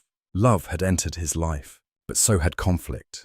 Companionship had arrived, but so had consequence. The kingdom no longer stood empty, yet the world above was beginning to suffer. And as sacred fires flickered beneath darkening skies, destiny prepared its next move. Because soon another force would enter the story, a force powerful enough to challenge kings, powerful enough to threaten civilizations, powerful enough to make even Olympus take notice. The grief of a mother. Grief can be quiet, a single tear falling beside a dying fire, a long silence after sunset, a memory returning unexpectedly in the middle of the night. But grief can also become something larger, something that reshapes lives, something that changes the world. In the story of Demeter and Persephone, grief becomes a force powerful enough to threaten creation itself. And as that force grows, Hades finds himself standing at the center of a crisis unlike any he has ever faced. The underworld remains calm, its rivers continue flowing, its halls remain orderly, its ancient foundations stand unchanged. Yet far above the living world begins to unravel. You walk beneath a grey sky. The warmth of spring has vanished. Fields that should be green now lie barren. Farmers stand in silence beside empty harvests. Fruit trees fail to blossom. Seeds refuse to grow. A cold wind moves across the land. The scent of fertile earth has disappeared. In its place lingers something unfamiliar. Absence. The Greeks understood this fear deeply. Their survival depended upon the land. When crops failed, entire communities suffered. When seasons behaved strangely, anxiety spread quickly. Demeter's sorrow transformed these fears into mythology. The grieving goddess withdrew her blessings, and the world paid the price. Night after night she continued her search. Torchlight flickered against mountainsides. Smoke drifted from sacred fires. Her footsteps carried her through forests, valleys, and coastlines. Everywhere she asked the same question: "Where is my daughter?" No answer satisfied her. No explanation eased her pain. And as her grief deepened, the earth itself seemed to mourn alongside her. Ancient poets described rivers shrinking, grass turning pale, fields becoming silent. The imagery feels powerful because it reflects a universal truth. When someone suffers profound loss, the world itself can seem altered. Colors fade, sounds feel distant, beauty becomes difficult to notice. Demeter's experience magnifies this reality to divine proportions. The entire world enters mourning. Meanwhile, news of this crisis reaches Olympus. The gods can no longer ignore what is happening. Mortals are suffering. Sacrifices are diminishing. Temples grow quieter. The natural order begins collapsing. And at the center of everything lies the same question: what should be done about Persephone? You can imagine the discussions, the uncertainty, the tension. Different gods likely viewed the situation differently. Ancient traditions rarely provide complete accounts of these conversations. Yet fragments survive. Hints, suggestions, echoes of disagreements long forgotten. What remains clear is that Zeus eventually recognized the danger. The balance of creation was failing. Intervention had become necessary. For Hades, this development presented a difficult challenge. Few rulers value stability more than he does. Yet his own actions had contributed to instability. This contradiction matters because it forces growth.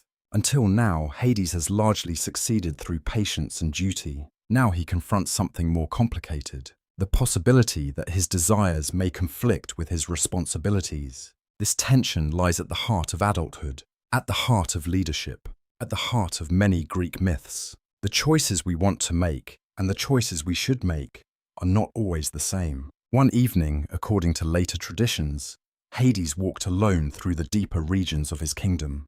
The air felt cool. The rivers moved quietly through darkness. Mineral lights shimmered faintly against ancient stone. The familiar landscape surrounded him, yet his thoughts remained elsewhere. Above the earth, with Persephone, with Demeter, with the consequences spreading across the world. Ancient storytellers rarely describe his internal emotions directly, yet the silence surrounding them feels meaningful. Regret, concern, conflict, perhaps all three, perhaps something else entirely. The mystery remains, and Hades has always been a figure best understood through mystery.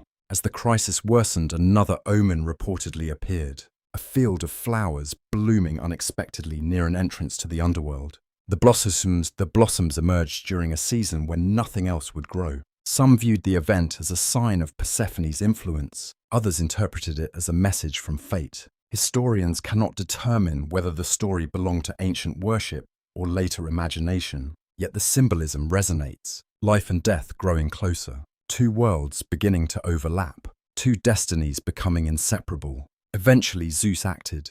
A messenger would travel between realms. A negotiation would begin. The exact details vary across traditions. Sometimes Hermes serves this role. Sometimes other divine figures appear.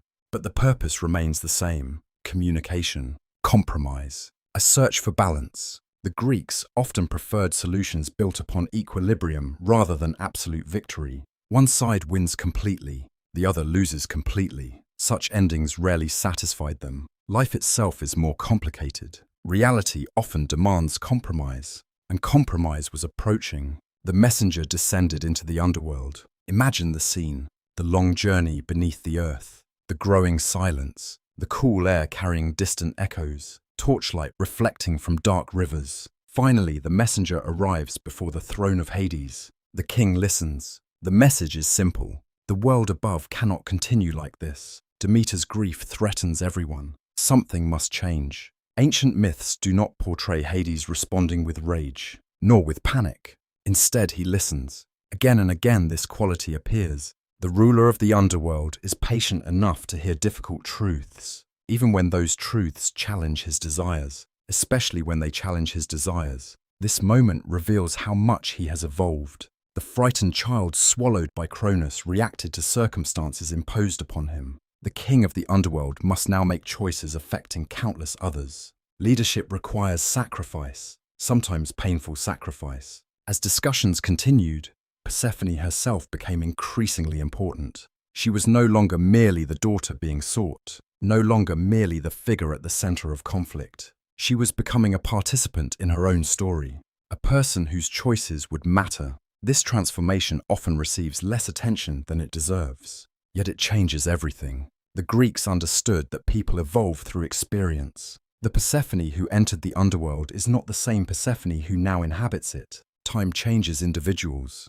Responsibility changes individuals. Relationships change individuals. The same is true for Hades. The lonely king who desired companionship is now confronting the realities that accompany connection. Love is not possession. Partnership is not control. These lessons arrive slowly, but they arrive. One night before the negotiations concluded, Hades reportedly experienced another dream. In the dream, he stood beside a great tree. One half bloomed with spring flowers. The other half carried bare winter branches. At first, the image seemed divided.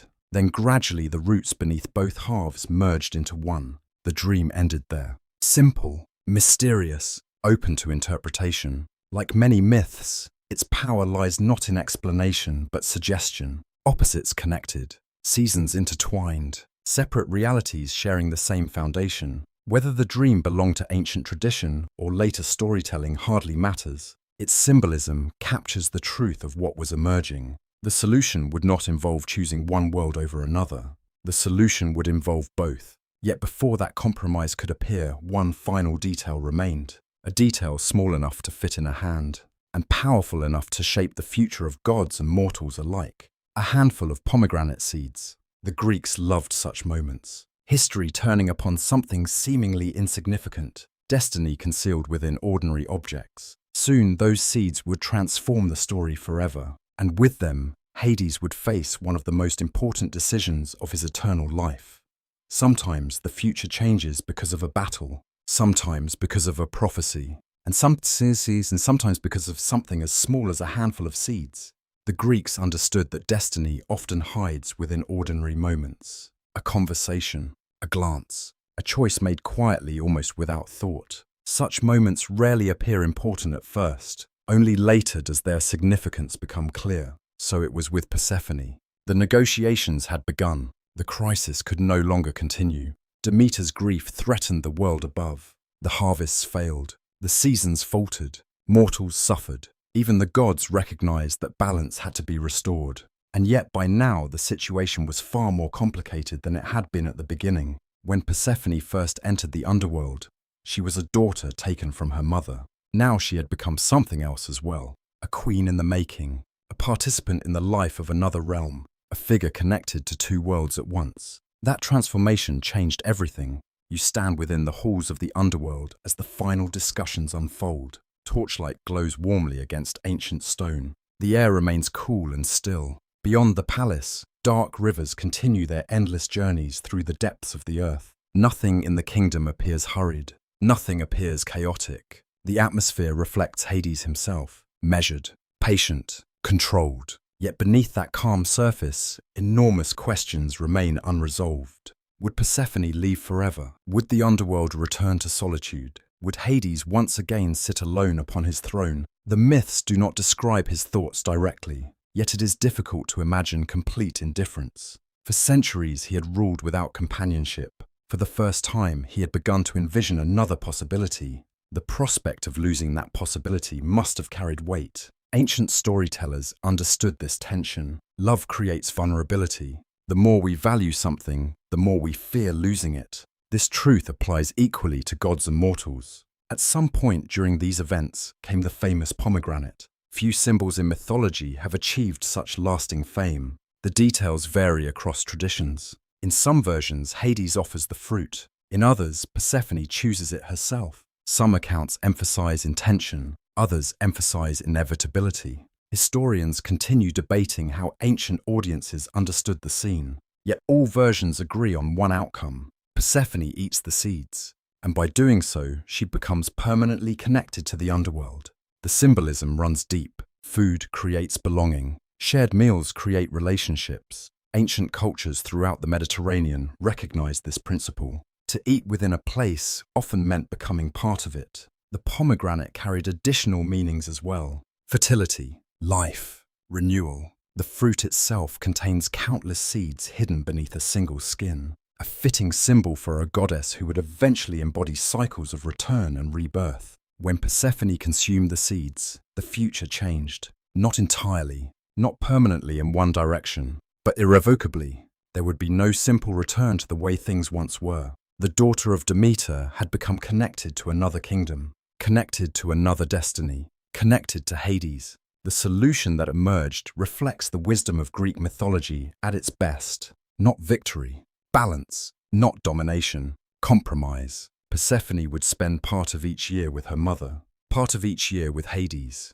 part above the earth, part below it. The arrangement resolved the crisis. Demeter's joy would restore fertility to the land. Persephone's return would bring spring. Her departure would herald the colder seasons. The changing year itself became woven into the myth, a story explaining why life moves in cycles, why abundance gives way to scarcity, why winter eventually becomes spring once more.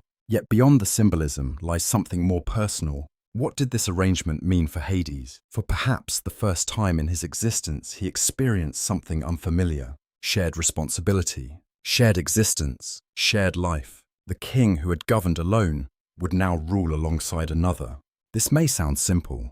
It was not. Partnership changes people, even divine rulers, especially divine rulers. Ancient traditions gradually portray Persephone not merely as a visitor in the underworld, but as a genuine queen. This evolution matters enormously. The relationship itself evolves. At the beginning of the story, Persephone appears primarily as someone acted upon by events. As time passes, she becomes increasingly active, increasingly powerful, increasingly respected. Some later traditions even depict mortals and heroes approaching her directly for aid, seeking her judgment, seeking her wisdom, seeking her mercy. The underworld no longer has a king alone. It has a royal pair, and Hades must learn what that means. You can imagine the adjustments, the conversations, the gradual process of building trust. Ancient myths rarely provide detailed domestic scenes, yet traces remain. Hints, fragments, suggestions that the relationship matured over time, not through dramatic declarations, through shared responsibility, through patience, through endurance, qualities Hades understands deeply. One ancient story tells of Persephone walking beside one of the underworld rivers during her early years as queen. The river reflected strange mineral lights shimmering across dark waters. She paused to admire the scene, a beauty she might once have overlooked. The story may be symbolic rather than historical, yet its symbolism feels important. Perspective changes. Places once viewed only through fear reveal unexpected dimensions. The same applies to people. Perhaps Persephone gradually saw aspects of Hades hidden from others. His discipline, his fairness, his reliability, the qualities that make kingdoms function, the qualities that rarely inspire songs but sustain civilizations. Ancient Greek culture often admired such traits. Not every hero wielded a sword. Some protected order, some maintained balance. Some fulfilled duties, others avoided. Hades belonged firmly to that category. As the years passed, the arrangement between worlds continued. Each return of Persephone brought celebration. Each departure carried sadness. The cycle repeated endlessly, and through repetition came meaning. The Greeks loved recurring patterns. The moon returning each month, the seasons returning each year, the stars following familiar paths. Nature itself taught lessons about continuity, about loss followed by renewal, about absence followed by return. The myth of Persephone embodied all these truths, and Hades became part of them. One spring evening, according to a lesser-known tradition, Hades stood at the entrance of the underworld, watching Persephone ascend toward the world above. The air carried the scent of emerging flowers. A faint warmth drifted downward from the surface. For a moment, the king simply watched. No commands, no protests, no attempts to stop her, only acceptance. The story survives in fragmented form. Whether ancient or later in origin remains uncertain, yet it reveals something important. Love matures. Possession seeks control. Love learns patience. The distinction matters, especially for understanding Hades. The ruler who once acted from longing gradually learns partnership, gradually learns compromise, gradually learns trust. This evolution forms one of the most meaningful aspects of his life. The lonely king is lonely no longer, not completely, not forever. Yet destiny had not finished shaping him, because ruling the underworld alongside Persephone would introduce new challenges, new visitors, new tests of judgment and character. Heroes would come, poets would come, desperate lovers would come, and through each encounter, the true nature of Hades would reveal itself more clearly. The king had found his queen. Now the world would discover what kind of ruler he had become. A kingdom reveals its ruler, not through ceremonies, not through titles, not through crowns, but through the way that ruler responds when tested. For Hades, many of those tests arrived in unexpected forms. Not armies, not rival gods, heroes. Again and again, figures from the world above descended into the underworld. Some came seeking knowledge, some came seeking loved ones, some came seeking glory. A few came because fate left them no other choice. And with every visitor, another layer of Hades' character emerged. The Greeks loved these encounters, not simply because they were dramatic, because they allowed audiences to see the ruler of the dead from different perspectives. Each hero entered the kingdom carrying assumptions, and many left with a deeper understanding. You walk through the halls of the underworld once more. The air remains cool and still. Torchlight glimmers across polished stone. Dark rivers move through distant caverns. The kingdom feels unchanged, yet centuries have passed. Above the earth, generations of heroes have risen and fallen. Stories have multiplied. Legends have spread across the Greek world. And inevitably, some of those legends have reached Hades' gates. One of the earliest and most famous visitors was Heracles, the greatest hero of Greek mythology. Strong enough to challenge monsters, strong enough to reshape destinies. Yet even Heracles eventually faced a task involving the underworld. As part of his famous labors, he was ordered to retrieve the great hound guarding Hades' realm, Cerberus, the three-headed guardian, the watcher at the boundary between worlds. The challenge sounds impossible, and perhaps that was the point. Ancient myths often assign impossible tasks to reveal character. When Heracles descended into the underworld, a confrontation seemed inevitable. The strongest hero in the world entering the kingdom of the dead, the ruler meeting a mortal renowned for defying limits. Yet the encounter unfolded differently. Ancient accounts suggest that Heracles approached Hades respectfully. He asked permission, and Hades listened. This detail matters. The king of the underworld is not portrayed as irrationally hostile. He does not attack immediately. He does not respond with needless cruelty. Instead, conditions are established. Rules are respected. Order is maintained. The interaction reveals a recurring pattern. Hades values structure above ego, boundaries above pride. The hero eventually succeeds. The labor is completed, and the kingdom remains intact. Another test passed, another glimpse into the ruler's nature. Years later, another visitor arrived, one very different from Heracles. Not a warrior, not a conqueror, a musician, Orpheus. Even now, his story remains one of the most moving in all mythology, because unlike many heroes, Orpheus did not enter the underworld seeking glory. He entered seeking love. His wife Eurydice had died. Grief consumed him. Music became his only comfort. And eventually, comfort was not enough. He would descend into the kingdom of the dead and attempt something no mortal should attempt. He would try to bring her back. You follow him through the darkness. His footsteps echo softly against stone. The air grows colder. The rivers seem quieter. Even the shadows appear to listen. Then comes the music. Ancient poets describe songs so beautiful that they affected everything around them. Stone, water, spirits, even the rulers of the underworld themselves. The imagery is extraordinary because it suggests something profound. Art can reach places power cannot. Music can cross boundaries. Armies never could.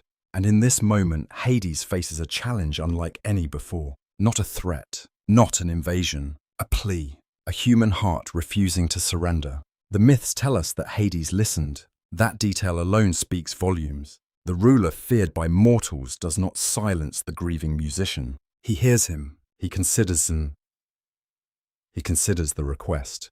He allows compassion to enter judgment. The Greeks clearly wanted audiences to understand something here. Hades is stern, but sternness is not the same as cruelty. Eventually, he grants Orpheus a chance. A condition accompanies it. A single condition. Do not look back until both have reached the world above. The rule appears simple, yet Greek myths often place enormous weight upon simple instructions. Patience, trust, self-control. The challenge is never merely physical. It is emotional. And as everyone knows, Orpheus ultimately fails. He looks back. The opportunity vanishes. Eurydice is lost once more. The tragedy remains heartbreaking precisely because it feels human. Anyone might have done the same. Anyone might have doubted.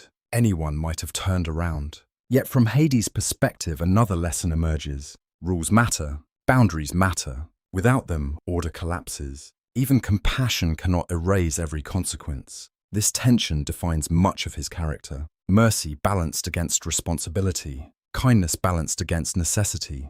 As centuries passed, another famous visitor entered the kingdom. Odysseus. Unlike Orpheus, he came seeking knowledge. The long journey home from war had become impossible without guidance, and some answers existed only among the dead. The episode reveals another aspect of the underworld: memory. The dead possess experiences unavailable to the living, wisdom preserved beyond mortality, knowledge carried across generations. As Odysseus moved through the realm, he encountered shades of heroes and kings, figures long gone from the world above. The scenes feel dreamlike, yet they reflect an important Greek belief. Death ends life, not significance. Stories endure, influence endures, memory endures, and Hades safeguards all of it. His kingdom becomes a vast archive of human experience, a place where the past continues existing in another form. Some scholars believe this symbolic role helps explain why ancient Greeks treated the underworld with such complexity.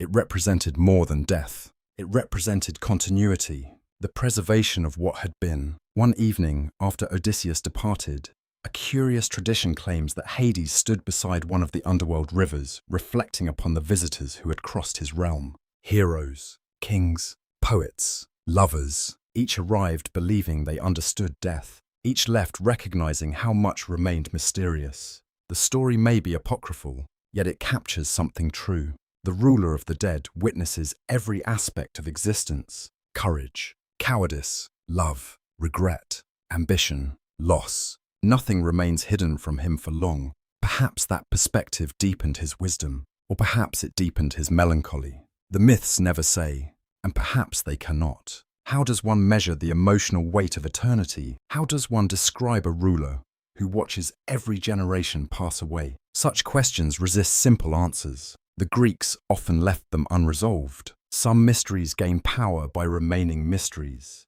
As the centuries flowed onward, the reputation of Hades evolved. Mortals continued fearing his realm, yet stories about his fairness spread as well. Heroes returned describing a ruler neither monstrous nor reckless, a king devoted to order, a guardian of boundaries, a figure who rarely sought conflict yet refused to abandon responsibility. The image grew more nuanced, more complex, more human, and complexity often survives longer than simplicity. One night, according to a fragment preserved in later tradition, a dream visited Hades. He stood at the center of a vast crossroads. Paths stretched in every direction. Along each path walked countless souls, some joyful, some sorrowful, some confused, some peaceful. The king watched them pass. Then a voice asked a question: who guards the boundary between endings and beginnings? Before he could answer, the dream dissolved. Yet the question lingered, because it reflected the truth of his existence.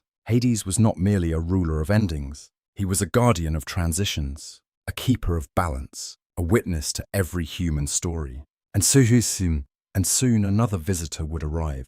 Not a warrior, not a king, not a poet, but someone whose tragedy would reveal perhaps the most compassionate side of Hades yet. For beneath the crown of the underworld, King remained a figure who understood loss better than almost anyone. And loss was once again approaching his throne. Of all the visitors who entered the kingdom of Hades, none left a deeper impression than Orpheus. Heroes had come before him. Heroes would come after him. Warriors arrived carrying swords. Kings arrived carrying questions. Prophets arrived carrying visions. Yet Orpheus brought something different: grief, pure grief, the kind that strips away pride, the kind that leaves only love behind. And perhaps that is why his story lingered so powerfully in the memory of the Greeks. Because beneath the myth lies a simple truth: every human life eventually encounters loss. Even kings, even heroes, even gods. You stand once more within the halls of the underworld. The familiar silence surrounds you. The air remains cool. Torchlight flickers softly against stone. Far away, the rivers move through darkness with patient certainty. Nothing appears different. Yet something unusual has entered the kingdom. Music. The sound drifts through corridors that normally hear only footsteps and echoes. Gentle, melancholy, beautiful. Ancient poets struggled to describe it. Words seemed insufficient. Some said stones themselves leaned closer to listen. Others claimed the rivers slowed their flow. Still others believed the music carried memories from the living world into the realm of the dead. The imagery may be symbolic, yet its emotional truth remains undeniable. Certain forms of beauty feel powerful enough to alter reality. Orpheus possessed such beauty. His music was not merely skill. It was longing given sound, love transformed into melody. The Greeks often imagined art this way: not entertainment, revelation, a bridge between worlds. And on this day, that bridge reaches all the way to the throne of Hades. Orpheus approaches, not as a challenger, not as an enemy, as a husband, as a grieving man who refuses to surrender the memory of someone he loves. His wife Eurydice had died, a simple tragedy, a familiar tragedy, the sort of tragedy experienced countless times throughout human history. Yet familiarity does not lessen pain. Sometimes it deepens it. The ordinary losses often hurt most. Ancient audiences understood this immediately. Most listeners would never fight monsters. Most would never challenge kings. But nearly everyone would someday lose someone dear. That recognition gives the myth its lasting power. As Orpheus reaches the throne, the music continues. The atmosphere changes. Even the darkness seems softer somehow. Even the silence feels different. You can imagine Hades listening, patiently, carefully. The ruler of the dead has heard every kind of plea, every kind of argument, every kind of excuse. Yet this is something else entirely. Not persuasion, not manipulation. Sorrow, honest and unguarded. The myth suggests that both Hades and Persephone are moved by what they hear. This detail matters because it reveals a side of Hades often forgotten. Compassion, not weakness, not sentimentality. Compassion, the ability to recognize suffering, the ability to understand loss. And who better than Hades to understand loss? His entire existence has been shaped by separation. Separated from freedom as a child, separated from sunlight, separated from ordinary life, separated from many of the joys enjoyed by other gods. Though immortal, he knows what absence feels like. Though powerful, he understands longing. Perhaps that understanding allows him to hear Orpheus differently than others might. For a moment, the king sees not a visitor, not a mortal, not a petitioner. He sees a reflection of something universal, love struggling against loss. Ancient traditions describe a rare event, permission. Hades agrees to give Eurydice a chance to return. The decision is extraordinary. Few rulers would even consider it, yet Hades does. Again, the myths emphasize balance. Mercy balanced against responsibility. Compassion balanced against law. The opportunity comes with a condition. A single condition. Orpheus must lead Eurydice upward. He must trust that she follows. He must not look back until both have reached the world above. The rule feels simple, yet simple rules often conceal difficult truths. Trust, patience, faith. These are not easy things, especially when grief clouds the mind, especially when fear whispers constantly. As Orpheus begins the ascent, Eurydice follows. The path winds upward through darkness. Stone passages stretch ahead. The cool air gradually warms. The distant promise of sunlight awaits. Step by step, they move closer. The scene remains one of mythology's most haunting images. A man walking toward hope. A woman walking behind him. Silence between them. The future balanced upon trust. The Greeks loved such moments, not because they guarantee success, because they reveal character. The greatest challenges are often internal. The enemy is doubt. The enemy is fear. The enemy is ourselves. As the journey continues, uncertainty grows. What if the gods change their minds? What if Eurydice is no longer there? What if hope itself proves an illusion? The questions multiply. Every step becomes harder. Every silence becomes heavier. And then it happens. Orpheus turns. One glance, one moment, one decision. The opportunity vanishes. Eurydice disappears. The tragedy is immediate, absolute, final. Even now, centuries later, the scene remains heartbreaking. Not because a villain intervenes, not because evil triumphs, because human weakness proves human. Most people understand Orpheus. Most people sympathize with him. Most suspect they might have done the same. That recognition transforms the myth into something timeless. Back in the Underworld, Hades witnesses the outcome. The sources vary regarding his reaction. Some describe sorrow, others describe solemn acceptance. A few remain entirely silent. Yet one thing seems certain. The decision cannot be reversed. The condition was clear. The boundary has been crossed. The Greeks repeatedly return to this theme. Some choices carry consequences even compassion cannot erase. Rules matter because they preserve order. Without boundaries, balance collapses. This truth weighs heavily upon Hades throughout his existence. He understands mercy, yet he also understands responsibility. The tension never disappears. Perhaps that is why he remains such a compelling figure. He is not purely one thing, not purely stern, not purely kind, not purely feared, not purely respected. He exists in the difficult space between opposites, where most real leadership occurs. Years later, mortals would continue telling the story of Orpheus. Poets would sing of it, artists would paint it, philosophers would discuss it, and through every retelling, Hades would remain part of the tale. Not as the villain many later audiences imagined, but as the ruler who listened, the ruler who gave a chance, the ruler who balanced compassion with duty. One evening, according to a lesser-known tradition, Hades stood beside one of the rivers after Orpheus departed. The waters moved quietly through darkness. No voices disturbed the silence. No visitors approached. Only reflection remained. The king watched the current for a long time. Then, according to the story, he spoke a single observation. Not all prisons are made of stone. Whether the tradition is ancient or later invention remains uncertain. Yet the idea feels fitting. Orpheus had been imprisoned by grief, Demeter by loss, Cronus by fear, even Hades in some ways by responsibility. The observation captures something essential about the mythology surrounding him. The greatest struggles often occur within. As centuries passed, the memory of Orpheus remained. Another story among countless stories. Another soul among countless souls. Yet somehow different, because it reminded Hades of a truth he could never fully escape. Every arrival in his kingdom represented a life once lived, a love once cherished, a dream once pursued, and the king who governed the dead had become perhaps more than any other god, a witness to the fragile beauty of mortal existence. Far above the earth, the seasons continued their endless cycle. Spring followed winter, summer followed spring, and Persephone moved faithfully between worlds. The kingdom remained balanced, the ruler remained vigilant, yet destiny was already guiding Hades toward another chapter, not one defined by romance or tragedy, but by memory itself. For the silent king was becoming something greater than a ruler. He was becoming a symbol, and symbols often outlive even the gods who inspire them. Section 16. The wealth beneath the earth. Not all kingdoms are measured in gold. Some are measured in silence, some in memory, some in the unseen weight of everything they contain.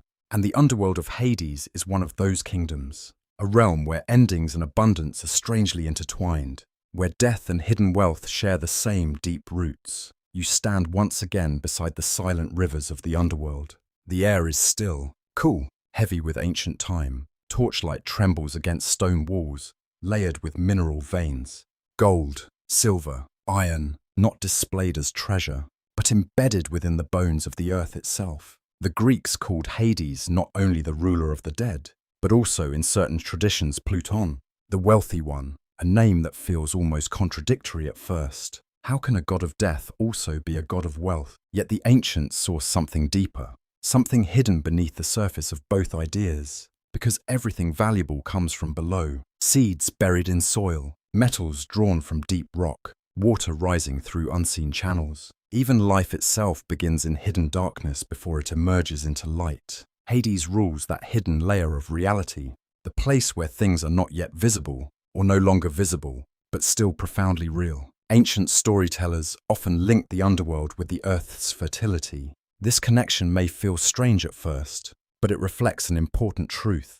Death feeds life. What decays becomes nourishment. What falls returns as growth. The Greeks lived close to agricultural cycles. They understood this rhythm intimately. Fields die in winter. Fields return in spring. Nothing truly disappears. It transforms. And so Hades, the ruler of the dead, becomes also a guardian of transformation, a keeper of unseen wealth. Not wealth of coins, but wealth of continuation. You walk with him through vast subterranean halls. The walls glimmer faintly with embedded minerals. Occasional sparks of light reflect from unseen crystals. Everything here feels ancient beyond comprehension, older than temples, older than cities, older than memory itself. And within this silence, Hades remains as steady as the stone around him, patient, observant, unmoving, yet not lifeless, never lifeless. One of the most important misunderstandings about Hades in later storytelling is the idea that his realm is empty or sterile, but ancient imagination did not see it that way. The underworld is full, not chaotic, but full of memory, full of consequence, full of the echoes of every life that has ever ended. In some traditions, souls are not merely shadows. They retain identity, personality, fragments of who they were. This makes the realm less like a prison and more like a vast archive of existence, a place where nothing is lost, only preserved. This idea gives Hades a role that is almost impossible to compare with any other god. He is not only a ruler, he is a custodian, a keeper of what the world above forgets. And in that sense, he holds a different kind of wealth. The wealth of every human story, every forgotten voice, every ending that still matters. As centuries pass, mortals begin to understand this symbolism in different ways. Some see Hades as fearsome because he governs death. Others see him as necessary because he governs order. A smaller number begin to understand something more subtle. He is not the end of life. He is the storage of everything life becomes. And in that transformation, nothing is truly wasted. One evening, according to later traditions, Hades stands beside a deep chamber where veins of precious metal run through black stone. The glow is faint, almost imperceptible, yet it is there, gold hidden in darkness, value concealed beneath pressure and time. Some scholars believe this association is symbolic. Others suggest it reflects ancient mining knowledge projected into myth.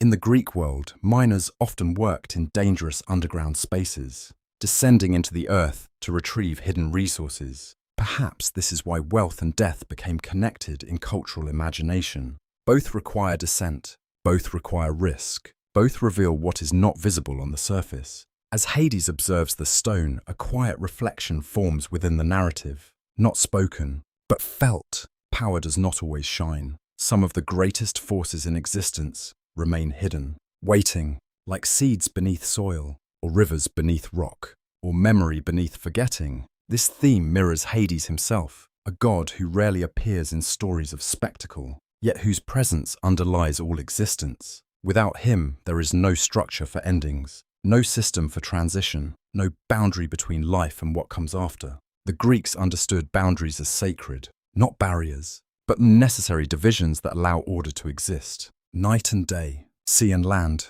life and death. Without separation, everything becomes confusion. And so Hades, though often feared, represents clarity.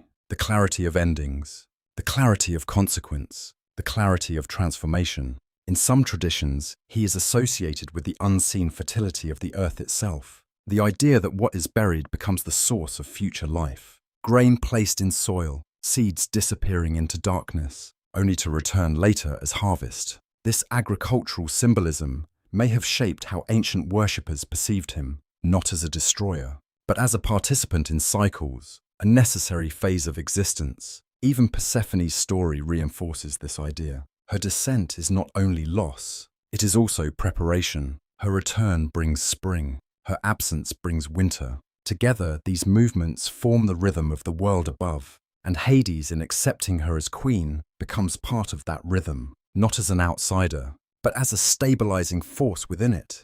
As time continues, mortals begin to give him offerings not of celebration, but of respect. Quiet rituals, subtle gestures, acknowledgement of inevitability. Unlike gods of war or harvest, Hades does not demand frequent festivals. His worship is restrained, careful, measured. The Greeks often avoided calling his name, directly preferring euphemisms, not because they despised him, but because they treated him with a kind of cautious reverence. To speak too openly of death was to invite its presence too closely. And yet, despite this distance, Hades remains ever present, because every life eventually reaches his domain. No exception, no alternative. Even heroes must arrive. Even kings must cross his rivers. Even gods acknowledge his necessity. As you walk beside him through these endless halls, a final thought emerges. Perhaps the wealth of Hades's kingdom is not gold at all. Perhaps it is something far more profound. The preservation of what has been,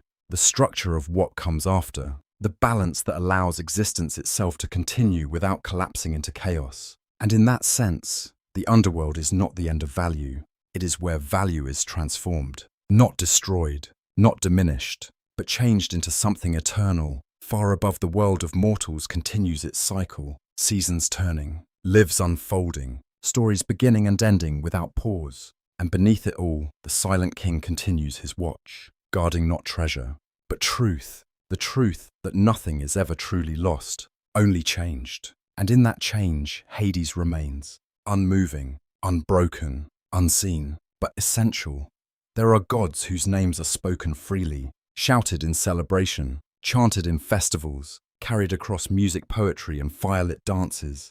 And then there is Hades, a god whose name often rests at the edge of silence, not because he is forgotten, but because he is approached with caution. You stand in a quiet space between worlds. Above you, the living world breathes and moves. Below you, the unseen kingdom stretches endlessly through stone and shadow. And between these realms lies something fragile, a boundary, a threshold, a line the ancient Greeks treated with deep respect. For Hades was not a god you called without reason. He was a god you acknowledged carefully, even reverently. Ancient shrines dedicated to him were unlike those of other Olympian gods. There is little record of grand celebrations held in his honor, no loud festivals in sunlit streets, no music echoing through crowded temples. Instead, his worship was often quiet, private, almost secretive, conducted at night or in secluded places. The Greeks understood something instinctively. To speak too loudly of endings was to disturb them,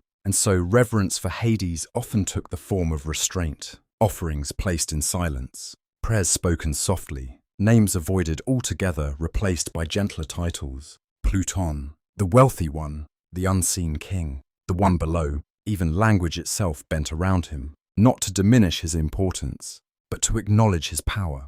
As you move through ancient imagination, you begin to notice where his presence was most strongly felt, not in the center of cities, but at their edges, near caves, near deep wells, near river mouths where water seemed to disappear into the earth. places where the surface world touched something deeper, something unknown, something final.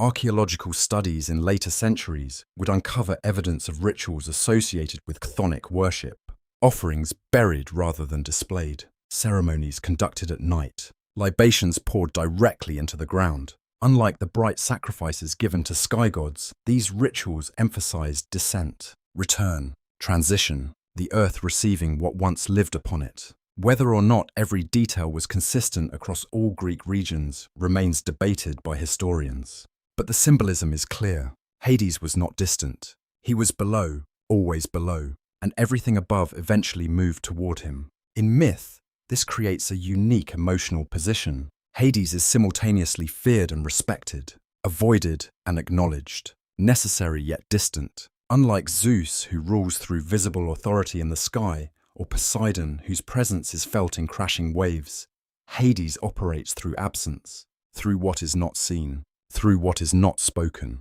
through what is quietly understood.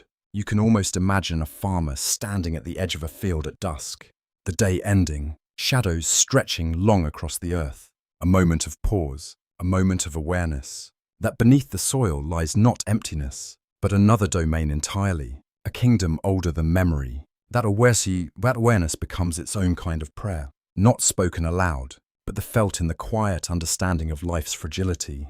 In some traditions, small offerings were made to Hades and Persephone at crossroads or near thresholds, not grand temples, but simple markers, stone altars, hidden spaces, places where movement between worlds felt symbolically possible. Crossroads themselves carried deep significance in ancient belief. They represented choice, uncertainty, transition. It is no coincidence that such places were associated with gods of boundaries. For Hades, the boundary is absolute, yet paradoxically, it is also universal. Every life crosses it eventually. Every story reaches its final threshold. Even heroes who defy fate cannot escape it forever. And so shrines dedicated to him were often less about worship in the celebratory sense, and more about acknowledgement, recognition, acceptance. There is another layer to this reverence. Fear, yes, but also gratitude, because in Greek thought order matters more than chaos. Even the ending of life must be structured.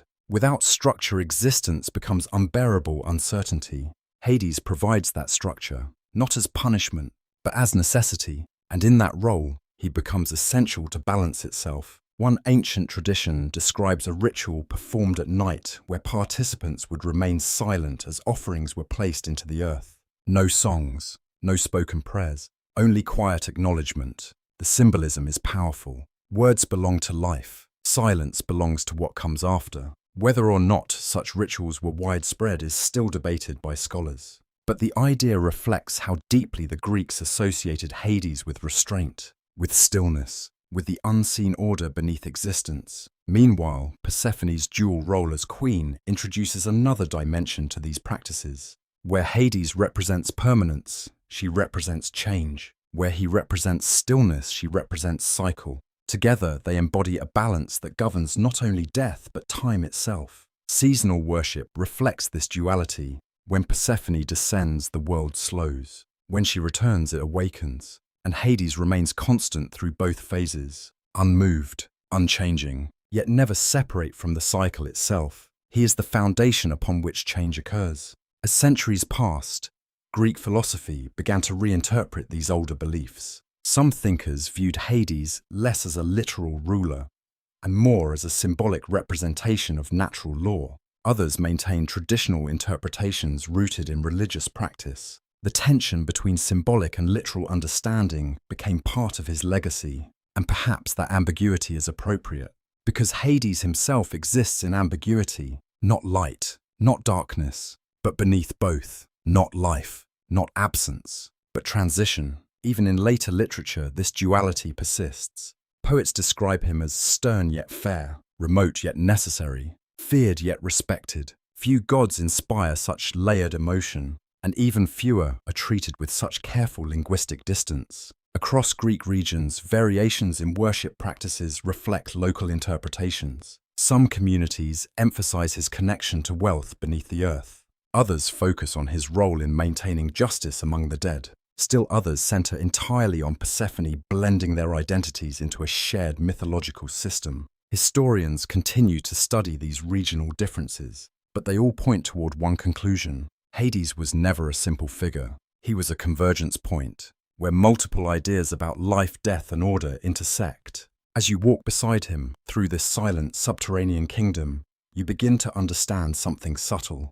The absence of celebration does not mean absence of importance. In fact, sometimes the most important forces are those least loudly acknowledged. Gravity, time, memory, endings. Hades belongs to this category. A presence felt more than seen, a truth understood more than spoken. And as the world above continues its endless cycle of festivals, wars, harvests, and seasons, the world below continues its quiet work, maintaining balance, maintaining order, maintaining the boundary that allows everything else to exist. In the stillness of the underworld, shrines are not places of spectacle, they are places of recognition, acknowledgement of what must come for all things. And in that acknowledgement lies a strange kind of peace, not joy, not sorrow, but acceptance, a quiet understanding that nothing in existence is permanent, except the structure that holds it together. And at the center of that structure, the silent king continues his watch,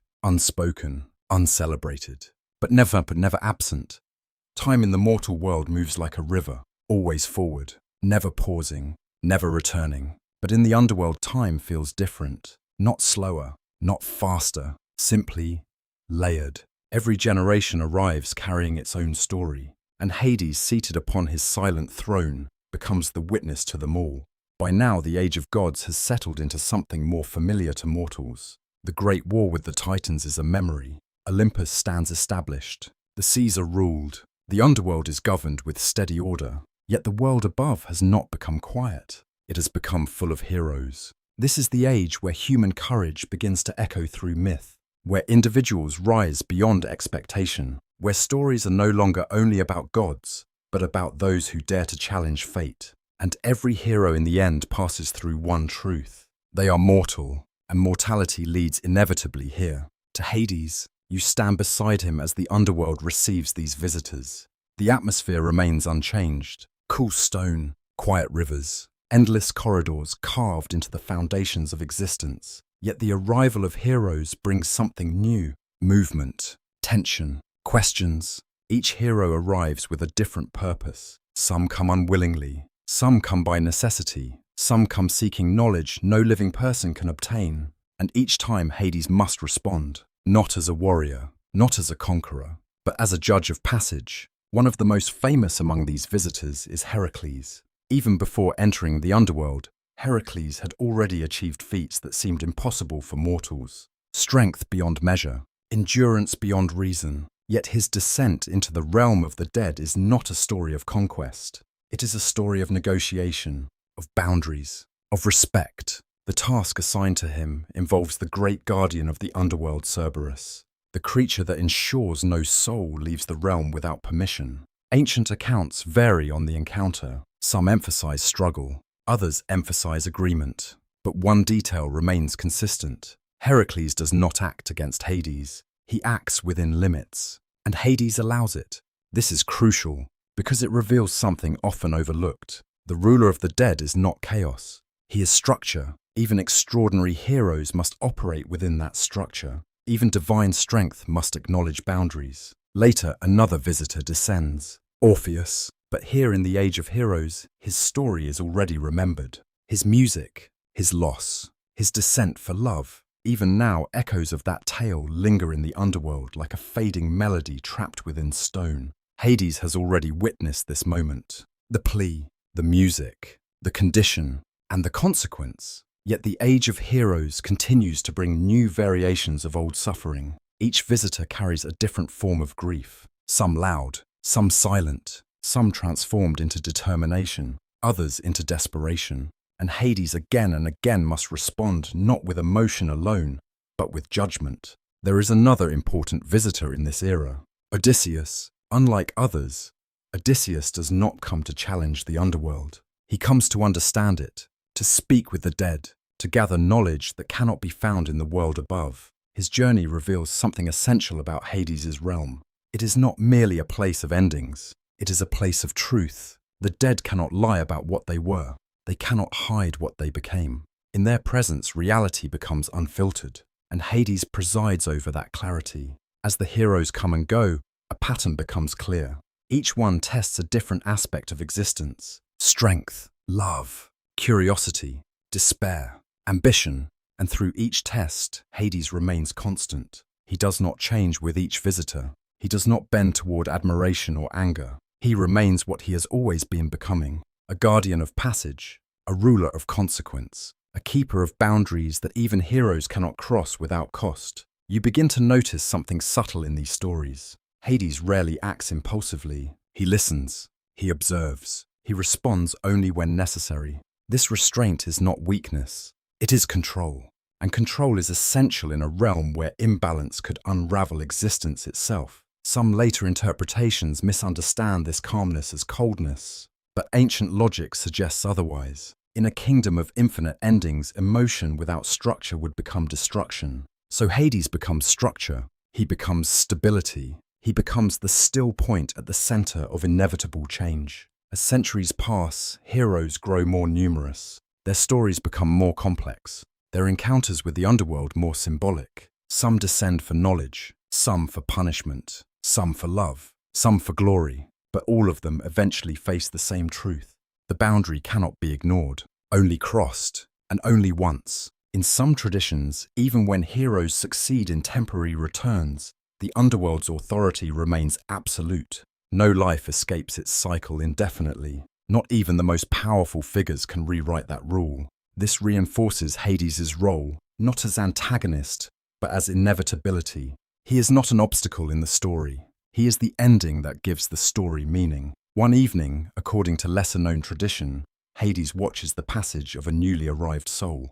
Not a hero, not a king, just a mortal, ordinary, unremarkable in life, yet now part of the same endless procession as all others. The story describes no judgment spoken aloud, no ceremony, only recognition, a quiet understanding that every life, regardless of greatness, ultimately arrives here. This moment captures the essence of his rule: equality in inevitability. The underworld does not distinguish based on fame, only on existence. Above, heroes may define themselves through glory. Below, they are simply remembered as they were: human, finite, real. And through that realization, Hades becomes something even more profound: a witness to truth stripped of illusion. As the age of heroes continues, Olympus grows distant in some ways, yet its actions still echo downward. Divine interventions, heroic destinies, curses and blessings, all of them eventually converge here, in the realm where consequences are permanent. Hades does not interfere with mortal ambition. He does not guide it. He does not oppose it. He simply receives its outcome, and in doing so, he maintains balance across all existence. Even gods depend upon that balance. Even Olympus rests upon it. Because without endings, beginnings lose meaning. Without death, life loses structure. And without Hades, neither realm could remain stable. As another hero completes their journey and departs, the underworld's silence returns once more. The rivers continue their slow movement. The halls remain unchanged. The throne remains still. And the king remains seated at the center of all that has ended and all that will eventually end again. The age of heroes will continue, but so will the quiet truth beneath it. Every story, no matter how grand, eventually reaches him, and he remains, waiting, watching, preserving the boundary between what is lived and what must be remembered. After centuries of stories, something begins to happen. Hades is no longer just a character in myth. He becomes an idea, a pattern, a reflection of how ancient people understood the world itself, not through spectacle, but through inevitability. You stand now at the edge of everything that has been told. The wars are over. The heroes have come and gone. The underworld has received countless souls, and Hades remains unchanged in presence, yet deeply transformed in meaning. Above the earth, civilizations rise and fall. Below it, nothing is lost. Everything is recorded in silence. Everything is preserved in memory. And Hades becomes the keeper of that preservation. The Greeks did not view him simply as a god of death. That is a later simplification. In earlier thought, he represents something far more complex. He is the boundary itself. the moment where one state of existence becomes another, not destruction, transformation. This distinction changes everything, because if Hades were only an ending, he would be feared and rejected outright. But if he is a transition, then he becomes necessary, even sacred, even stabilizing. In that sense, Hades is closer to a principle than a personality, a force embedded in reality, like time, like change, like consequence. Ancient traditions sometimes referred to him with names that avoided direct invocation, not out of hatred, but out of respect for the seriousness of what he governed. To speak of him was to acknowledge mortality, and mortality is never a casual subject. You can almost imagine a traveler standing at the edge of a cave system, the entrance descending into darkness, cold air rising from within, the sound of unseen water echoing from deep below. That moment of hesitation, that awareness that one world ends here and another begins. That is Hades, not as a figure, but as a threshold. Modern interpretations often try to reshape him. Some view him as harsh, others as misunderstood, others as neutral. But ancient imagination allowed him to be all of these at once, because death itself is not simple. It is not purely fear, not purely peace, not purely justice. It is reality without illusion. One of the most important ideas associated with Hades is balance. The Greeks did not imagine existence as dominated by a single force. Instead, it was held together by opposing principles: light and darkness, order and chaos, life and death. Each requires the other to exist meaningfully. Without endings, beginnings lose significance. Without silence, sound loses shape. Without Hades, life would lose its boundary. And so he becomes not an intruder into existence, but a stabilizer of it, a necessary counterpart. This is why in many traditions he is not portrayed as evil. Evil implies intent to destroy harmony. Hades does not destroy harmony. He enforces its limits. There is a difference. You can see this reflected in the way mortals relate to him. They rarely celebrate him loudly. They rarely invoke him casually. But they acknowledge him constantly, in burial rituals, in mourning customs, in quiet prayers spoken at gravesides. Every farewell to the dead is in some sense an encounter with him. Another layer of his meaning emerges through Persephone, through her dual existence between worlds. She transforms Hades from a solitary ruler into part of a cycle, not a static king of endings, but a participant in seasonal return. Life, death, and rebirth become interconnected. The underworld is no longer only below. It is part of a rhythm that defines the surface world itself. This connection softens the perception of him, not by reducing his authority, but by expanding his role. He is no longer just the end. He is part of continuation. Some later philosophical interpretations even suggest that Hades represents hidden structure, the unseen systems beneath visible life, the things that support existence without ever being directly observed. Memory, consequence, time passing without acknowledgement. In this reading, every human life is quietly shaped by his domain, not because he interferes, but because he contains the results of everything that has already occurred. Even heroes who strive for immortality through fame eventually pass into his realm. Their stories remain above, but their existence moves below. This duality is essential. The Greeks understood fame and memory as separate forms of survival. One exists among the living, the other among the dead, and Hades governs the second. There is also a psychological dimension to his figure. He represents acceptance of the inevitable, not surrender, but recognition. In this sense, he becomes a mirror for human consciousness, a reminder that every experience has a limit, every joy has an end, every sorrow eventually settles into stillness. To understand Hades is to understand boundaries within oneself, where control ends, where certainty fades, where life becomes something that must be released rather than held. Even his silence carries meaning. Unlike gods associated with thunder or speech or music, Hades rarely expresses himself through sound. His presence is often described as quiet, measured, still. That silence is not emptiness, it is containment. Everything in his domain has already been spoken in life. Nothing needs repetition. This gives his realm a unique emotional weight. It is not chaotic, it is final. And finality, while difficult, provides structure to existence. Without finality, nothing would matter in the same way. Ancient worship of Hades reflects this understanding. He is not avoided because he is rejected. He is approached carefully because he represents what cannot be undone. In this way, he becomes one of the most honest figures in mythology. He does not promise reward. He does not promise punishment without cause. He simply represents outcome. What is lived becomes what is received. Another important aspect of his symbolism is hidden wealth. The earth contains minerals, metals, and resources essential for civilization. All of them originate beneath the surface. In mythic thinking, this connection is not accidental. What is buried becomes valuable. What is hidden becomes necessary. So Hades is also associated with unseen richness, not emotional wealth, not spiritual wealth in the modern sense, but the literal wealth of the earth itself. Iron, gold, silver, the materials that shape civilizations. This reinforces his dual nature.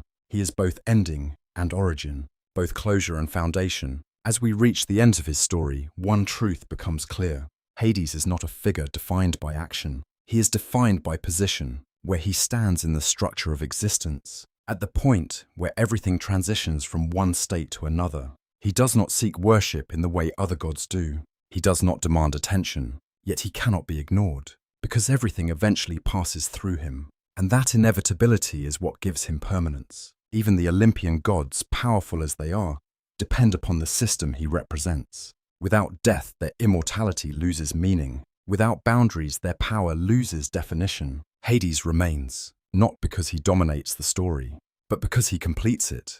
And in the silence of the underworld, where rivers flow endlessly through darkness and memory stretches without end, the final truth settles gently into place. Every life becomes a story, every story becomes memory, and every memory eventually finds its place within his quiet kingdom, not as punishment, not as reward, but as continuation in another form.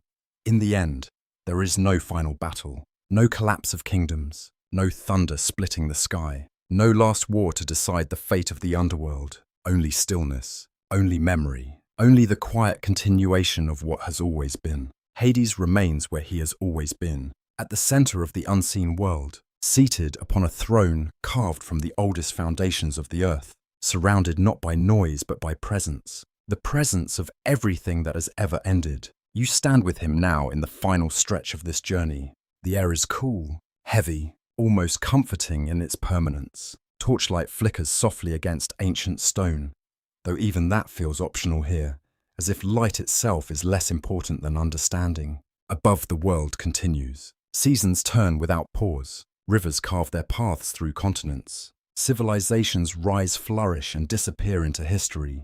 And beneath it all, unchanged, the underworld receives each life in its time. Not hurried, not delayed, simply inevitable. Hades does not move as mortals do. He does not age as mortals do. He does not measure time in moments of change. He measures it in arrivals, in transitions, in the steady rhythm of endings becoming part of something larger. Persephone sits beside him, not as a captive, not as a visitor, but as a queen who understands both worlds. Her presence softens nothing about the realm, but it completes it. Life and death, growth and rest, return and permanence. Together, they reflect a balance that defines existence itself. Ancient storytellers often return to this image in different forms. A shared rule, a shared responsibility, a shared silence. Not romantic in the modern sense alone, but deeply structural. A partnership between forces that cannot function separately. As you listen to the distant rivers moving through stone corridors, something becomes clear. Hades is not a god of fear in this moment. He is a god of inevitability, the part of existence that no one escapes, yet also the part that gives shape to everything that exists before it. Without endings, beginnings would dissolve into meaninglessness. Without boundaries, life would lose form. Without Hades, nothing would have weight. Even the myths that surround him gradually shift in tone as centuries pass. Early fear becomes later understanding. Distance becomes recognition. Avoidance becomes acknowledgement. The Greeks do not forget him. They learn how to speak about him differently, carefully, respectfully, truthfully, because he represents something every human being eventually encounters, not as punishment, but as completion. One final time you walk through the corridors of the underworld. The rivers flow as they always have. The souls pass as they always do. The order remains unbroken. There is no chaos here, only structure. Only passage, only the quiet machinery of existence, turning without end. And at its center, Hades remains unchanged, not because nothing has happened, but because everything has already happened. His role is not to begin stories, not to end them violently, but to receive them when they reach their natural conclusion. He is the final threshold, the last transition, the moment where everything that was becomes what it must be next. The Greeks did not imagine him as a villain, nor as a hero, but as necessity given form, a truth that cannot be avoided, only understood. As the story draws to its final breath, the underworld grows quieter, not because it becomes empty, but because understanding replaces uncertainty. Fear fades when meaning is seen clearly, and meaning in the world of Hades is simple. Everything returns, everything transforms. Nothing is truly lost, only changed in place, only moved across a boundary that exists for all things. Even gods, even kings, even stories. And so the silent king continues his watch, not seeking recognition,